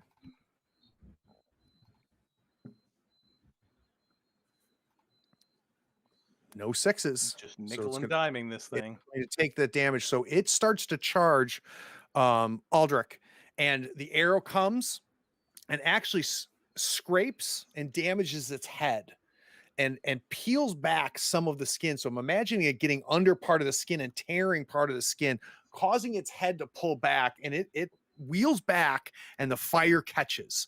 So now the oil catches. The oil is now between you and the monster. Aldrich is on the ground. His foot is not touching the fire, but you can feel the heat of the oil fire that's going. My guess is that oil fire is probably going to last the equivalent of about 6-7 turns. And the beast is definitely afraid of this fire. Good. Then just yells, "Burn, you bastard!" We cut back to the tower. We've got poor Vasilla pressed up against the wall, really not quite sure what the hell she just saw. Osric, I don't think, has a clear sense of it either. We do hear the voice. More shinies? More shinies! Hurry with the rope, Vasilla. Quickly. And I'm looking to see, through my gear, what do I have? I don't have anything. The rope is ready. Vasilla is going to pull out her lute, and she is going to attempt to play the Path of the War Cry. Okay. And what does that do? So I'll post it up. So rank 1 gives everyone a +1 to their. I'm going to spend 2 willpower. So because I have 5. So it's going to give everyone +2 to their next attacks until my next round. Excellent. So basically, she's just going to pull out her lute. She's going to be starting to play something like, just fast. And I mean, if you can think of like one of the battle scenes from Scott Pilgrim, like she's just like just playing a bass riff, just like da da da da da da da, and just like she's clearly scared out of her mind, and she's just pouring it into the play. These have But she gives everybody songs. +2 to their attack. They have songs. All right. So we're going to be at +1s. Nice. So you can hear the lute being played. +2s. Because I spent 2 willpower. +2. Excellent. So, Aldrich, Sten, hurry. I mean, Sten is not in a position to actually help Aldrich up, but he's sort of covering it. Come on, we don't have all day. What are we doing, Aldrich? Oh man, well, so that's Are we getting up? all it takes. Yeah, I'm gonna get up because I don't want to be on my butt. You've got a good 8 foot of oil fire between you and the beast. Okay. The beast is retreated a good bit away. It's more Okay. in the doorway Cool. now. So I've got the lantern in one hand. I'm gonna draw my my original knife that I still have, and just like have it pointed at it, like stay back. And I'm like pointing the lantern as well because again, it seems to not like light that much. So the more light I can get on this thing, I'm gonna just slowly be backing up. Got it. Come on, catch the rope. Time to climb. So I'm kind of waiting for them, but if they don't come, I'll start climbing myself. Yeah. What do we got? I was just checking my arrows. Sten will say, "Go, I'm slower. Go." Okay. And he'll try and take another shot at the thing to keep discouraging it. All right, so I'll try and start climbing, and as I do, I yell back, "If you're on last, tie yourself, and I'll pull you up." So I try to start climbing. Don't forget your +2, Oh, Brian. good point. That's right. So Go ahead and just off the dice tray. You should be able to Yep, do a yep, 2d6. Hey, Nice. there's a six. There Nay, you war go. cry. I am inspired. I always Sten thought the I'd Merciless hate those strikes little again. songs. No, maybe not. All right. So it hits the skin, but obviously does not damage the animal, Mhm. the beast or whatever the hell this is. As long as it discourages a little bit, I'll take it. So are we going to start a climb, Osric? Is that what I'm hearing? Sure. Okay, let's Let's go do ahead it. and do a with the gear bonus. So you're going to add 1 gear. Let's do a move roll. Does the war cry do anything for me? I think that's It's just only, attacks. Yeah. only It's No, just it's just attacks. attack Cool. That's rolls. fine. It's fine. But I want to spend 1 willpower to make that a survival check instead of regular move. Survival is going to be better for me because I'm going to try and do one of those climbing things where you just grab the rope and sort of put your feet on the wall and sort of walk up it. that's And great. Almost like a mountain climb. I like it. Exactly. Great. So let's go ahead and just So- roll survivor and just add the +1 gear. +1 gear. Here we go. Oh, jeez. So Yeah. you're struggling. You have the option to push. I think I should push it. Why not? Here we go. Come on, man. All right. So take 1 damage. Your survival is based off of your wits. So take 1 Yeah. damage to the wits. You're halfway up. You slip. You're able to catch yourself, so you don't fall, but you're not going to climb up this round. Oh, jeez. Keeps getting better and better. Who's next? After that last shot that Sten fired, I'd be like, I'd see the arrow hit like it's armored skin, and I just turn around and bolt back up, and like, Yep. I'll probably try to help Osric up the next time he starts climbing, so that he can get up, and then I can start going up, and then we can hopefully airlift Sten out of there. Sure. So Would be my thought what we'll do process. is when Osric tries to climb again, we'll give him a +1 from your assistance. I'm good with that. Vasilla, playing your lute. Anything else that you want to do up there? Since we're not in combat, she's gonna she's just gonna continue playing because it seems like the bird thing kind of liked Likes the it. music. So yeah, so she's going to try to tame the beast with song. Great. And Sten. I'm going to back up and get to the foot of the rope. Mm-hmm. So Aldrich, have you started going up yet, or are you still boosting? I'm boosting Osric right now. All right, then I will. It's gonna be Osric, me, and then you. So All right, it's so kind of the I thought. will take one more shot and try and keep its head down at least. So between the fire, the door, I want this at a -1. Sure, seems fair. Ba-da-ba-ba-da. Yeah, okay. It's right now more covering fire. Than Yeah, actual sure. damage. Sure. Go ahead and roll your arrow for me. Yep. Suppressing fire. Exactly. All right. So let's do another move roll. Make sure we have the gear bonus. You can use survival again if you want, Aloy. But whatever you do, you're going to get a +1 to this from the assistance Cool. from.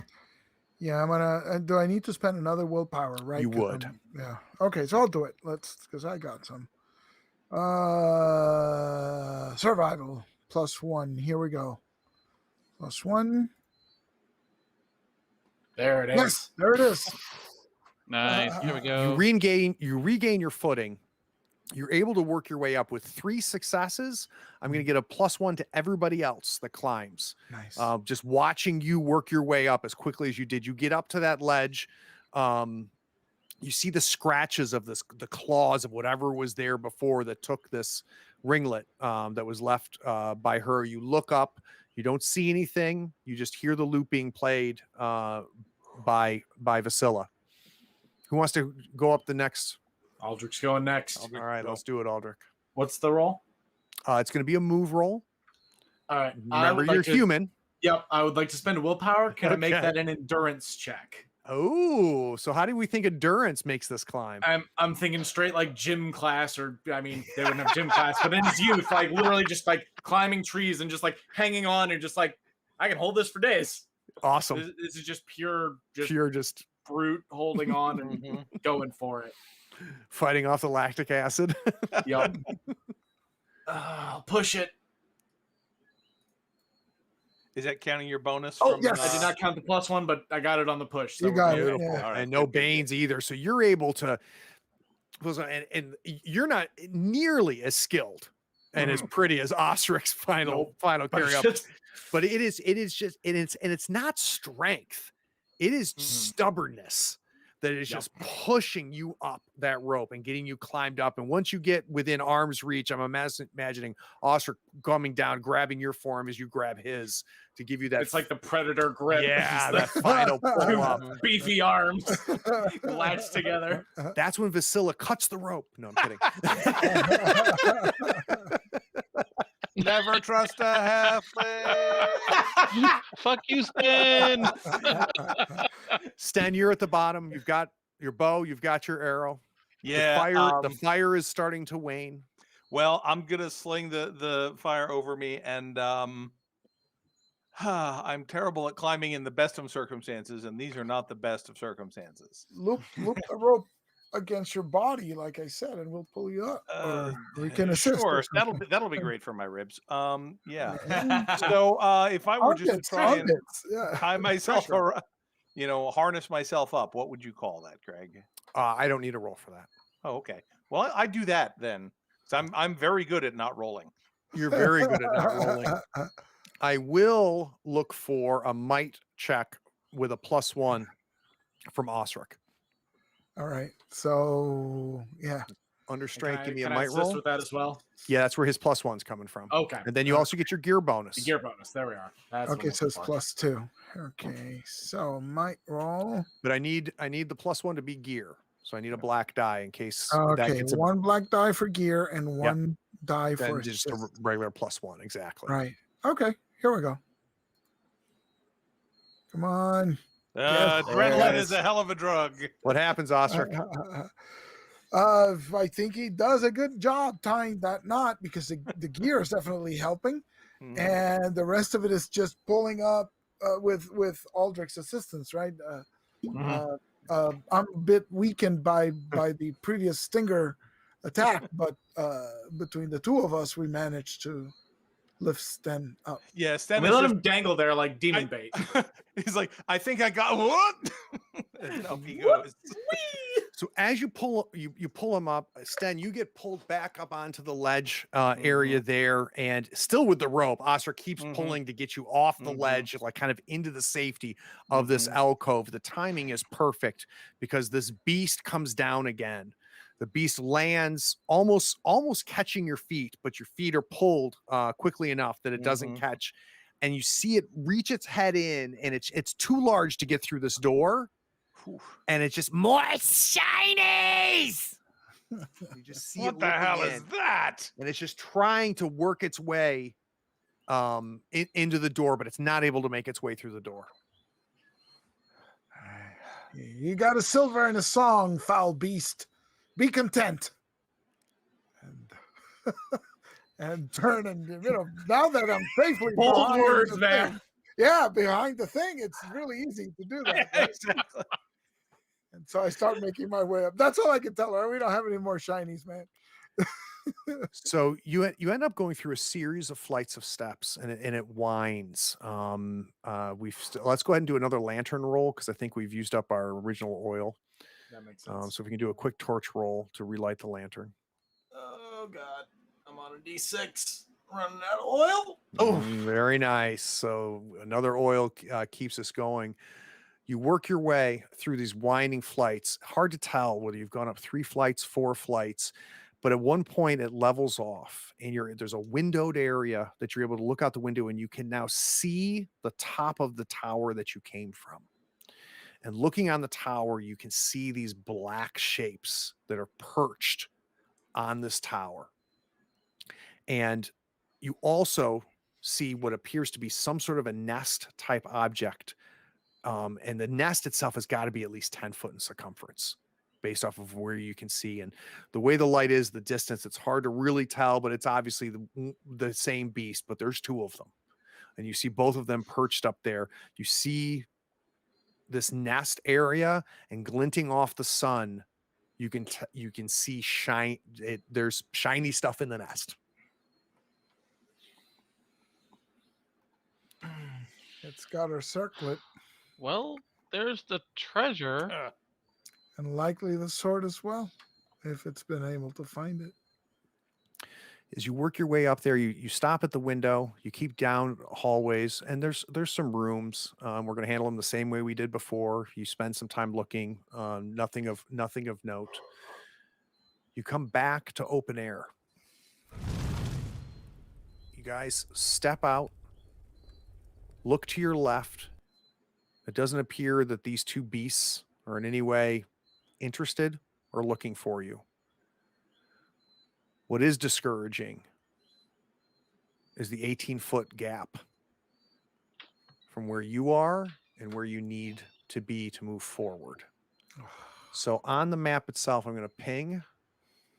This is where you are. Now, unlike before, let me know if you can't see that. Yeah. Unlike before, there's a drawbridge, but it's up. And it's up about, and you can kind of see it in the picture, it's up about 2/3 of the way. You see rusted chains that are holding it, and you can see mechanically, obviously, it roll into the stonework itself.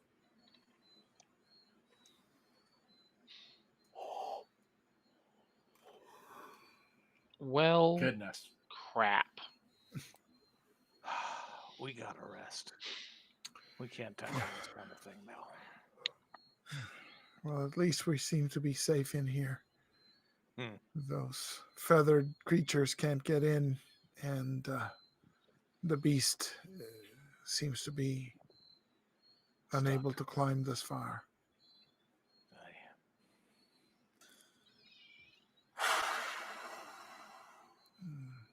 We're nearing about midday, so we're almost done with the first quarter of the day. Oh, good.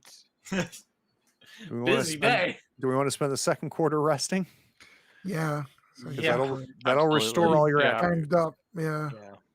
Yeah. I mean, as soon as we get to this thing, Sten just kind of sits down hard against the wall and just puts his head in his hands. You know, it's like he's having an adrenaline crash now. Yep. My only question is: Are one of you going to keep watch? I mean, we have to. Yeah. Who's Vasilla will. Vasilla's not banged up, is she? Yeah, that No, not really. So she's All right, probably so not- if you greatly wanna appreciated. open up the group sheet, drop yourself over and keep watching. Give that a quick roll for me. For the other three of you, go ahead and restore your attributes.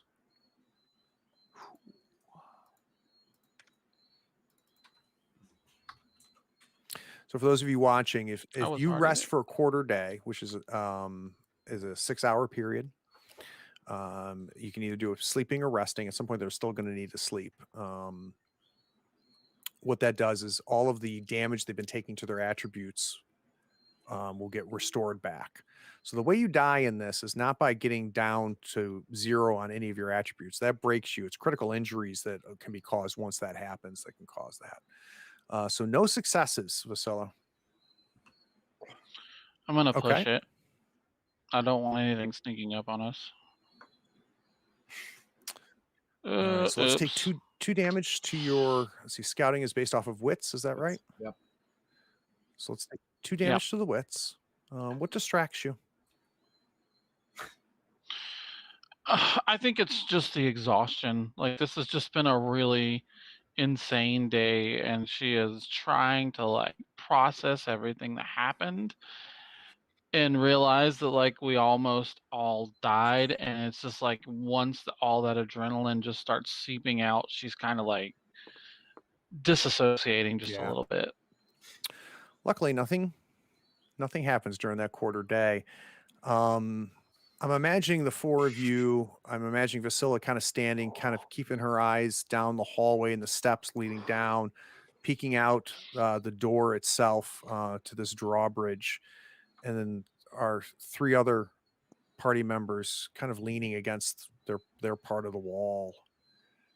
And obviously, we're not going to cover all 6 hours of this resting, but I'd be curious to know if there's any conversation, any thoughts. Oh yeah, for sure. I mean, honestly, Sten probably doesn't say a word think, for a couple hours Yeah. unless spoken to, because he's just wiped out. Yeah. How's Osric feeling? I'm concerned that we've managed to make it this far, but now we're trapped between the beast down there, the harpies up top, and no way Yep. forward through the drawbridge. So I'm We just keep getting more, frantically- more trapped. frantically scrambling to figure out how we're going to Yeah. get that drawbridge down, because that seems to be the key to our continued survival. So early evening approaches. Everybody feels better. The exhaustion is gone. You feel somewhat restored. You go from just this tired, defeated lean against the wall to starting to stand up and stretch a little bit and just feel like that's really what you needed, right? It's just give me like 3-4 hours where something's not chasing me and there isn't things on fire and dead Yeah. stitched together beasts and Literal demons. right and flying creatures with Mhm. women's faces coming at me. This is nice. So as Sten kind of pushes himself to his feet, as everyone seems to be starting to stir a little bit, he says, Look, I'm not good at giving speeches, and I'm pretty sure we're fucked up here. But what I will say is that all of you did a hell of a job back there. And if this is how it has to end, I'm proud to be doing it with you. Hey, you're no slouch yourself, old man. I'm too old for this nonsense. We're not that yet. So What's the plan? Vasily kind of looks over at Aldrich and she goes, Aldrich, you did magic, like real, like holy crap magic. Yeah, I guess I did. I wasn't expecting that, honestly. Well, it saved our bacon, I think. There's just been so much going on. Just had a lot of Though that stupid treasure hunter doesn't realize it, but he had the best day of his life. yeah, I think we saved him a lot of we trouble. saved him. Yeah. Yeah, we did. There was supposed to be another one who went up ahead this way, and I haven't seen any other fresh bodies, so maybe he's made it past these things too somehow. I mean, Or whatever was in the lab feeding didn't us leave a enough crock. to notice. Or he's in the lab. Yeah. Yeah.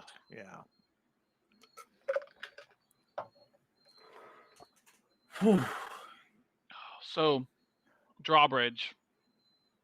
Drawbridge. Is it still light Yep. enough to What try are we and gonna do tackle about that it? now, Craig? Sure. Okay. Well, I mean, we can try and repeat the old number from downstairs and get an arrow into it with a rope. Maybe pull it across, pull it down. Idea. Could Aldrich kind of analyze it, see if there'd be a good shot where like an arrow shot might break it loose with like a crafting roll, essentially. Like Yeah. look at the make of it. I'd be up for that. Find weakness. Yeah, that's kind of what I'm thinking. If we take down one of the chains, the weight of the drawbridge would Yeah, if we probably get enough, snap the break other it one. loose. Yeah, if we snap one, it's unlikely one chain can hold the whole thing. If they're as old as everything else here, yeah. So with Ostrich's thoughts and your keen eyesight and mechanical aptitude, a decent arrow shot into the left holding, if a chain was going to be broken, that's probably where it would happen. Okay. So you can tell by the wheel and by the chain itself that definitely the left side is the weakest point. Yeah. Okay. So Sten, if you can hit up there at that left side and break that loose, that might be able to just drop the bridge for us. Yeah, he kind of stares at it for a minute or so and kind of nods a little bit, and he says, Now you know we can make that shot. well, I could this morning. Let's see if I've still got it. All right, so we're going to get a +1 to that shot. All right, so this is going to be that. Those numbers are all back where they should be. Okay. Stationary target that's not trying to kill me, not a problem. So the arrow flies, lands in to the left-hand entrance, or not entrance, but opening where the chain is. And you can hear the clink.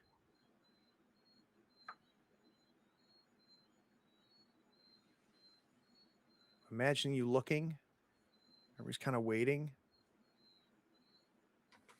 And in a blinding fury, you grab the second arrow, bam, second arrow goes in, the chain snaps, breaks down the wall, the drawbridge falls, hits right at your feet as you're standing there. Nice. I'm like, Mm. oh, and it cost you an arrow. A worthy That's spot. really only fair. Yeah, a worthy spot to lose his boat. Yeah, exactly. D12. I've been doing real good on those, so. Mm. I'm imagining Well done. 4 of you again outside of the smell of this horrid place, walking onto this bridge, which in its own weird way is the safest place you've been in a little while, despite the easily 50 or 60 foot drop below you. And as we see the four of you start to walk across, the camera pulls back. And we're going to fade and go to the end credits. We'll be back on the other side.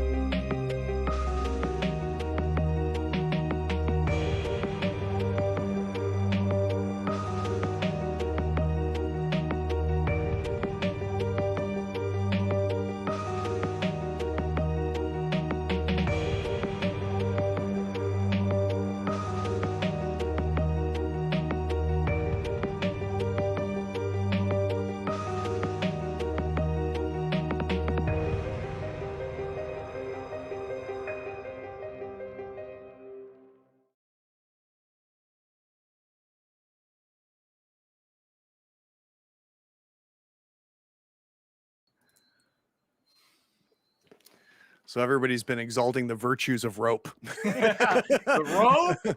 Aloy Rope says out. he learned that back in first edition White Box. I learned that in Lord of the Rings, like Yep. in Oh, no. 81 or something. Yeah. Yeah, the only thing you're missing is none of us have a 10-foot pole, right? Yeah. Yeah, exactly. Some iron spikes, maybe. All right, let's quickly do experience, and then let's talk about our session. So if you guys want to bring up your character sheets, I'll go through the triggers. So in this system, the way experience is done is there's a list of potential situations that can give you experience. So it's a trigger, what I call a trigger-based experience. So first, did you participate in the game session? Everybody gets an XP for being here, just showing up. Yay. It's your participation trophy. Did you travel through at least one hex? This is a hex crawl game. You guys have been here the whole time, so no XP for that. You did not discover a new adventure site, so no XP for that. Did you defeat one or more monsters? Well, you fought two of them. Well, you fought one, and we're able Negotiated with one. yeah, we're able to avoid two others, but we did not defeat a monster. Did you find a treasure worth 1 gold or more? The answer is no to that. No stronghold, so that doesn't apply. Did anybody activate their pride? I don't believe so. But we did have someone suffer from their dark secrets. So, Stan, let's go ahead and take an XP for that. All righty. And talk to me about risking your life for another PC. Did we see that happen? I Feel like tried to that put happened all the myself. time. Definitely. Osric ran straight into the monster. All right, I agree. I Definitely agree with that. Osric. So let's give one to Absolutely. Osric for that. Did we see any other instances? Yeah, Stan and Aldrich did. We all did. Because Yeah. Stan and Aldrich stood against the beast and the on the bridge. Yeah, and and Vasilla Vasilla making that climbed climb. up. Yeah. Yeah, on a and road. gave it the circlet I'd and vote sang. for everybody for that. I'm with it. So let's each of us take an XP for that. Okay. And then, did you perform an extraordinary action of some kind? Well, again, does the action of protecting the others count? Because that's what we did. Well, it'll be. I think I want to look at something separate for that. So we've already awarded an XP for Yeah. that, right? Mhm. We're not giving it to Aldrich for torch toss. Gets no experience. But he had But he the did pretty much put that first paralysis. fight to an end. Yeah, he pretty much stopped that first fight. Yeah. Single-handed. Yeah. Yeah, I agree. I am going to give it to Aldrich, and I Yeah, think that I'm was a going to do it cool- as kind that of was a a cool moment. combination of the incredible spell casting that just ended that terrible situation, combined with the slide into second base to get the bridge on fire. Yeah. And also, frankly, Attempt. I don't know if you want to count it as a purely role playing one, but Vasilla's intimidation on the paralyzed bandit was pretty epic. Let's do that. Pretty Too. inspired. I like that as well. So let's do an XP for that, Vasilla. And the idea of singing, I think that was brilliant. Yeah. That was a Yep. brilliant call. I'm good with that. Yeah. All right. So the first person I want to talk to is Nick. Nick, can you come on with us? Yeah, can you hear me all right? Yeah, we can hear you. Can everybody see you? Nick. Yeah. Nick Westbrook. All right. So first thing is behind the scenes, Nick has been running the stream for us, which has freed me up to allow me to run the game, which is a huge thing. So thank you, Nick, for doing that. Nick, you have watched several sessions now, and you've played Forbidden Lands with some. Your experience has been a little frustrating. You have a knack for rolling to being broken. I would like to hear your thoughts about this session. Some highlights and thoughts. Highly thematic. It was crazy how well everybody worked together and also utilized their skills that they had in front of them. So it was great watching them go a different direction as opposed to just crunching right through people.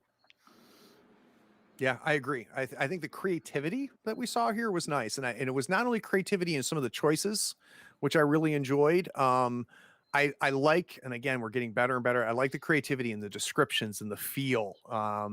We mentioned during the break. I love that with this group, combat doesn't feel like roll dice hit, roll for damage, roll dice miss, who's next. I feel like we together, the five of us, do a very good job of painting and creating the scene and really kind of enjoy the combat, I guess. Absolutely. Is what I'm saying. Fox, how you doing? I am great. I love Vasilla. I love her. I think there's a lot of people that love Vasilla. This is your first time playing Forbidden Lands, and now you've played 5 sessions of it. So as someone with an extensive RPG experience playing several different systems, I'd like your kind of 5-session review about the system, what you like and what you don't love. I'll be honest, when I first looked over the rules, I was like, yeah, I've definitely committed to this game, but I'm like, I don't know, like the first glance over it, I was like, maybe this is a little too like crunchy, like a little too like the rolls are too swingy. The more I've played it, the more I've enjoyed it. Like this is the most. I mean, you've probably noticed, but I'm a very improv kind of style player. Like and Vasilla definitely is like a think in the moment kind of, character. And it fits into this so well that like every moment is different. Mm-hmm. And every like 1 minute we're running from a beast, the next minute we're climbing rope, and it's all able to do those little moments that are just there. I mean, I've loved it. Like it's been super interesting. I'm gonna just so everybody knows, you're all gonna get this question because all of you fit the same category. You've all played several games, and this is relatively new to you. So, how about you, Nate? What is your 5-session in review? Yeah, it's so interesting because everyone's got very different. It rewards everyone having kind of that specified role. So it gives everyone kind of that opportunity to shine. Because there's definite times where like I can stop one human from doing a thing entirely, but I can't run up on a demon and stab it and parry it until it stops charging at us. So yeah. Like, it has that tension. Because like there's no telling whether we're gonna survive any given encounter. Like there's always a chance. Yeah, that I do love, and it. I loved seeing the magic in play because the magic in this system I think is really cool because lots of power and potential nasty drawbacks. So you roll a D66 on the mishap, and if you roll a 6-6, you're dead. So if you have a magic mishap on a 66, you die. Oh, no. and it's just it fits thematically with it, but I like the idea of how they handle magic. Anything that you're not crazy about so far, Nate? Not that I don't think there's anything I don't like. There's nothing I'd say like the system works for what it is. It's not going to work for everything. It's not again, like you've kind of pointed out in like just talking and throughout for several episodes of the podcast, that it's a game that's built for what it's supposed to do. So you're not going to take it out and try to do something maybe a bit more grand heroic. Like this is always going to be survivors trying to survive, not grand heroics. Yeah. So it's a limited system, but it's meant to be. Yep. Now, how about you, Brian? So, you'd read it before we played, right? You'd had some familiarity with it, but had you played it before? I hadn't played Forbidden Lands. I had run a game of Coriolis, which is the same base system, Same Year Zero engine. Frankly, I like a lot of the things they do in this game better. Mm-hmm. But yeah, it's really interesting. I was kind of like Maeve when we started out here. I wasn't sure how much I was going to enjoy it. I mean, I like the idea, the background, but it seemed very kind of minimalist, I guess, from a rule standpoint. Yeah. Which I was a little bit worried about because I tend to be a fairly crunchy guy. I mean, I love role playing, but I was one of the 3 people on the planet who really liked 4th edition D&D. I like the sort of crunchy tactical bits. Yeah. I'm with you, bud.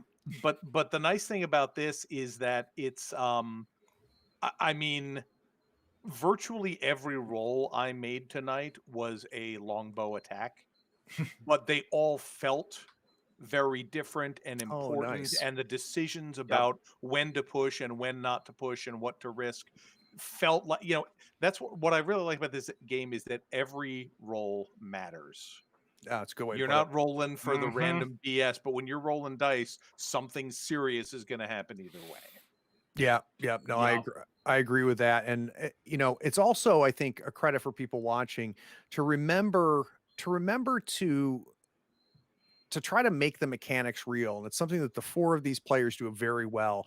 So quite frankly, we could just be rolling dice and just say fail, right? And not, but the 4 of you do just a wonderful job of describing the failures, describing the successes. And I love how you've really embraced describing the pushes as well. And that adds to all of what you're saying, Brian. That adds to the tension. And it adds to making it all matter. Yeah. How about you, Eloy? The strength of the system is again the hex crawl, I think, because it forces, that's something that is present in a lot of games, and it's usually more concerned with what's in there.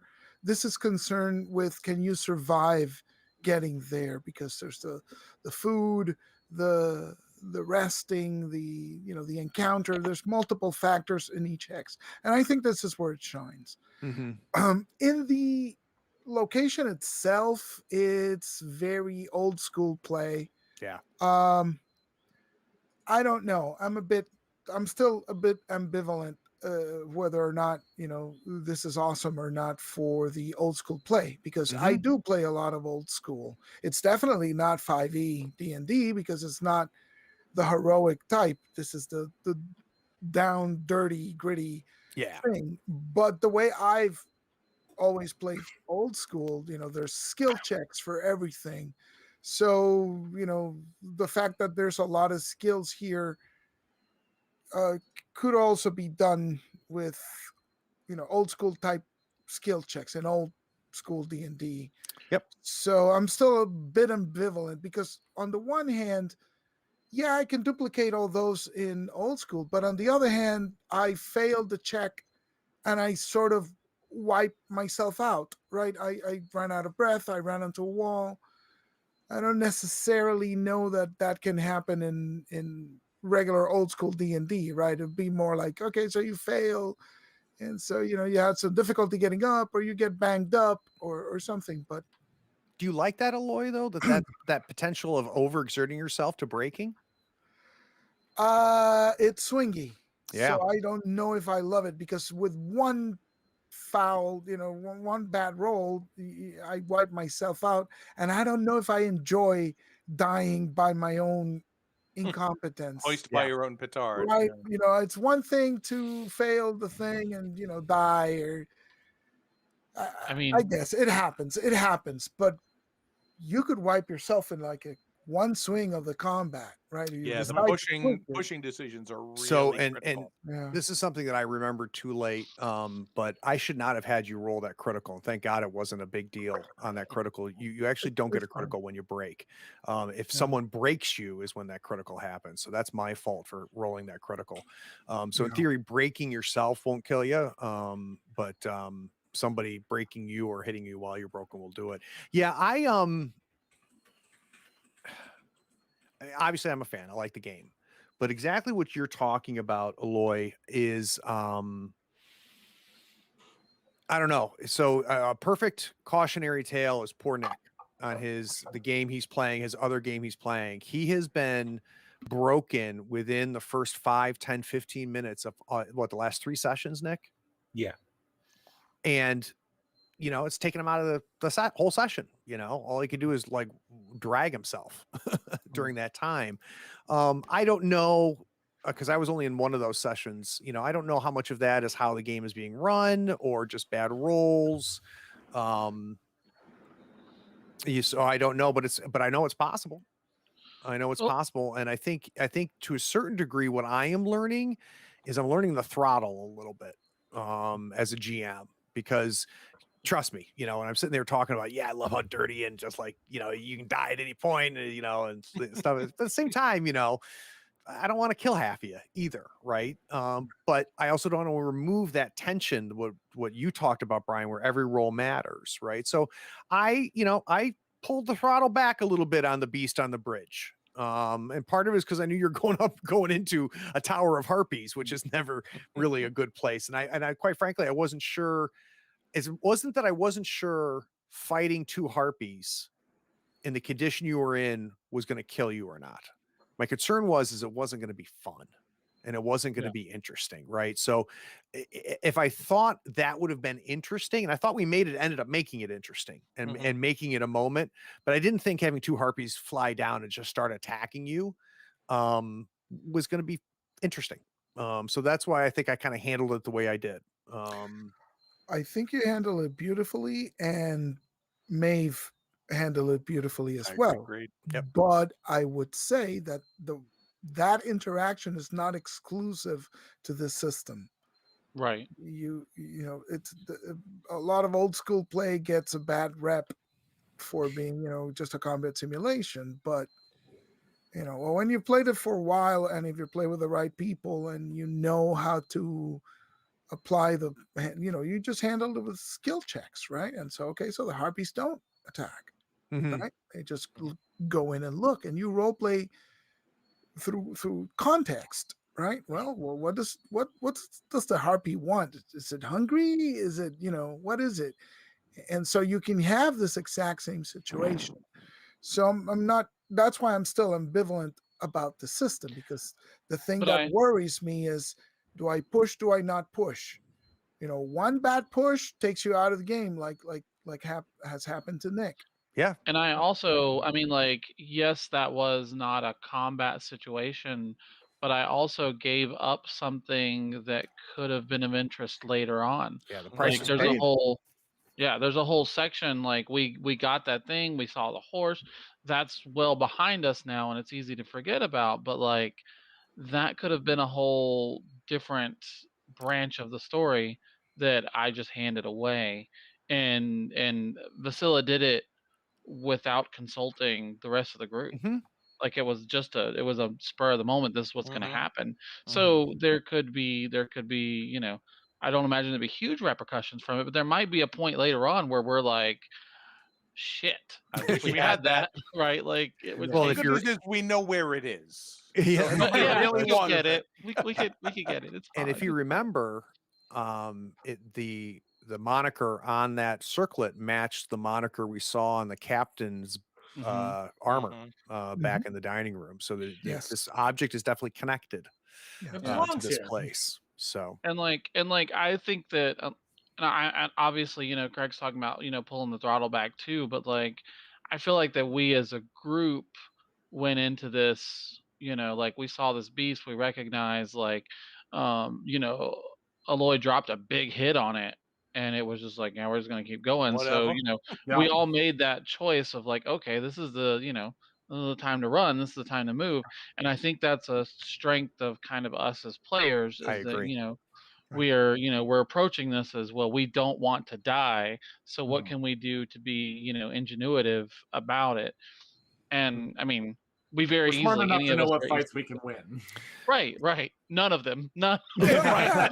Basically none of them, except Unless against we can, humans. That I can unless we mind can control. manipulate dwarves to killing themselves on Right. zombies. What's cool about me, this Fight is smarter, not harder. yes, this is not. It's going to sound like a knock on D&D, and I don't want it to be. There is no balancing in this game.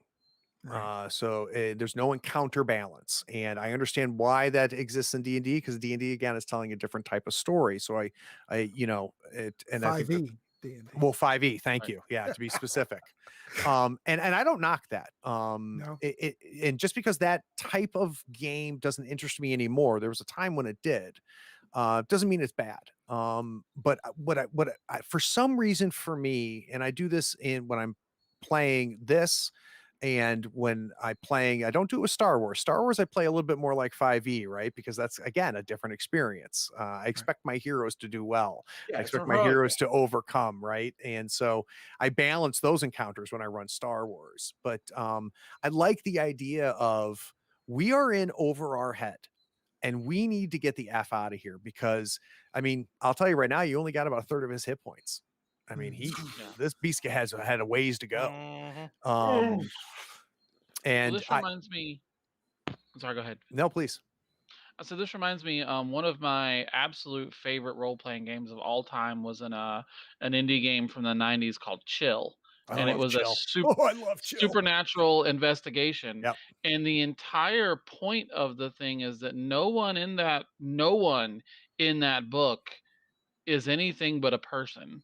Yep. And the things you are investigating are not people, and they are much stronger, scarier, and meaner than you are. Mhm. And you might occasionally get like a little like supernatural power as like a perk, but it does not put you on their level. Mhm. And so one of the most fun things about that game was like, what are we gonna do? Like, is this folklore gonna work to stop this thing? Is this, like, is our information correct? Because if we don't have the correct information, we're in trouble. And I get the same vibe out of Forbidden Lands. Like, I was really tempted, and probably will in the next session with Vasilla, to roll and be like, try to get a lore to be like, do I even know what a harpy would look like? Do I have any, have Yeah. I heard of them in stories? If I get the wrong information, I could very well get eaten by a harpy, thinking, that like, salt stops a harpy, pour salt on its wings, it can't fly. Well, the unknown nature of it is part of what drew me to the game at first. Yeah. The unknown world, I like it. But your mentioning of Chill is a wonderful transition. So I was a huge Chill. That's how old I am. I Such a loved good Chill. game. Did you ever play Such a Chill, good Aloy? game. No. I remember seeing the book, but no. Oh, so There's a new version of it out. It Kickstarted didn't- last year, the year before last. I didn't realize that. Okay. And it's part of why on Thursday, July 29th at 8 o'clock, we're going to be playing Fear Itself, which is the closest I've come to finding exactly what you've been talking about, Maeve, with that feeling of a true horror movie, which I think Chill did a wonderful job Absolutely. of. And I can't wait to run this. It's a gumshoe game, which is going to be my first time running it. We've got another phenomenal cast for this, a great group, including Mr. Westbrook is going to be playing it. And I can't even tell you how excited I am. So that's going to be on the 29th. So 2 weeks from today at 8 o'clock, taking this slot. And then we play session 6 is scheduled for, boy, is that the soonest one we have? Is September 2nd our next one? I was showing the 29th Of August. of July. Yeah, that got bumped for Fear did, Itself, and I okay. think then we had so we're gonna we have to do another month. We might have to talk about that. I don't know if I can wait another month to play session 6 on this. So wait, session 6 got bumped out of July 29th. Yeah, It looks like the 19th Okay. of August Yeah. is our next one. there. Yep, you're right. 19th of August. Perfect. All right, so Was not it a the month 19th? away. I had the 12th written down for some reason. Can't be the I think 12th. we I'm out had of town talked the about the 12th. 12th, but we Okay. moved it. Yeah. Gotcha. All right. Okay. Wonderful. All right. Last but not least, for those of you watching, make sure that you subscribe to the Tabletop Podcast if you want to hear me interview the people that are creating these great games. You can do that at Tabletop Talk from Third Floor Wars on your favorite podcatcher. Cannot thank everybody enough for being here. And for those of you that watched all the way to the end, I appreciate you too.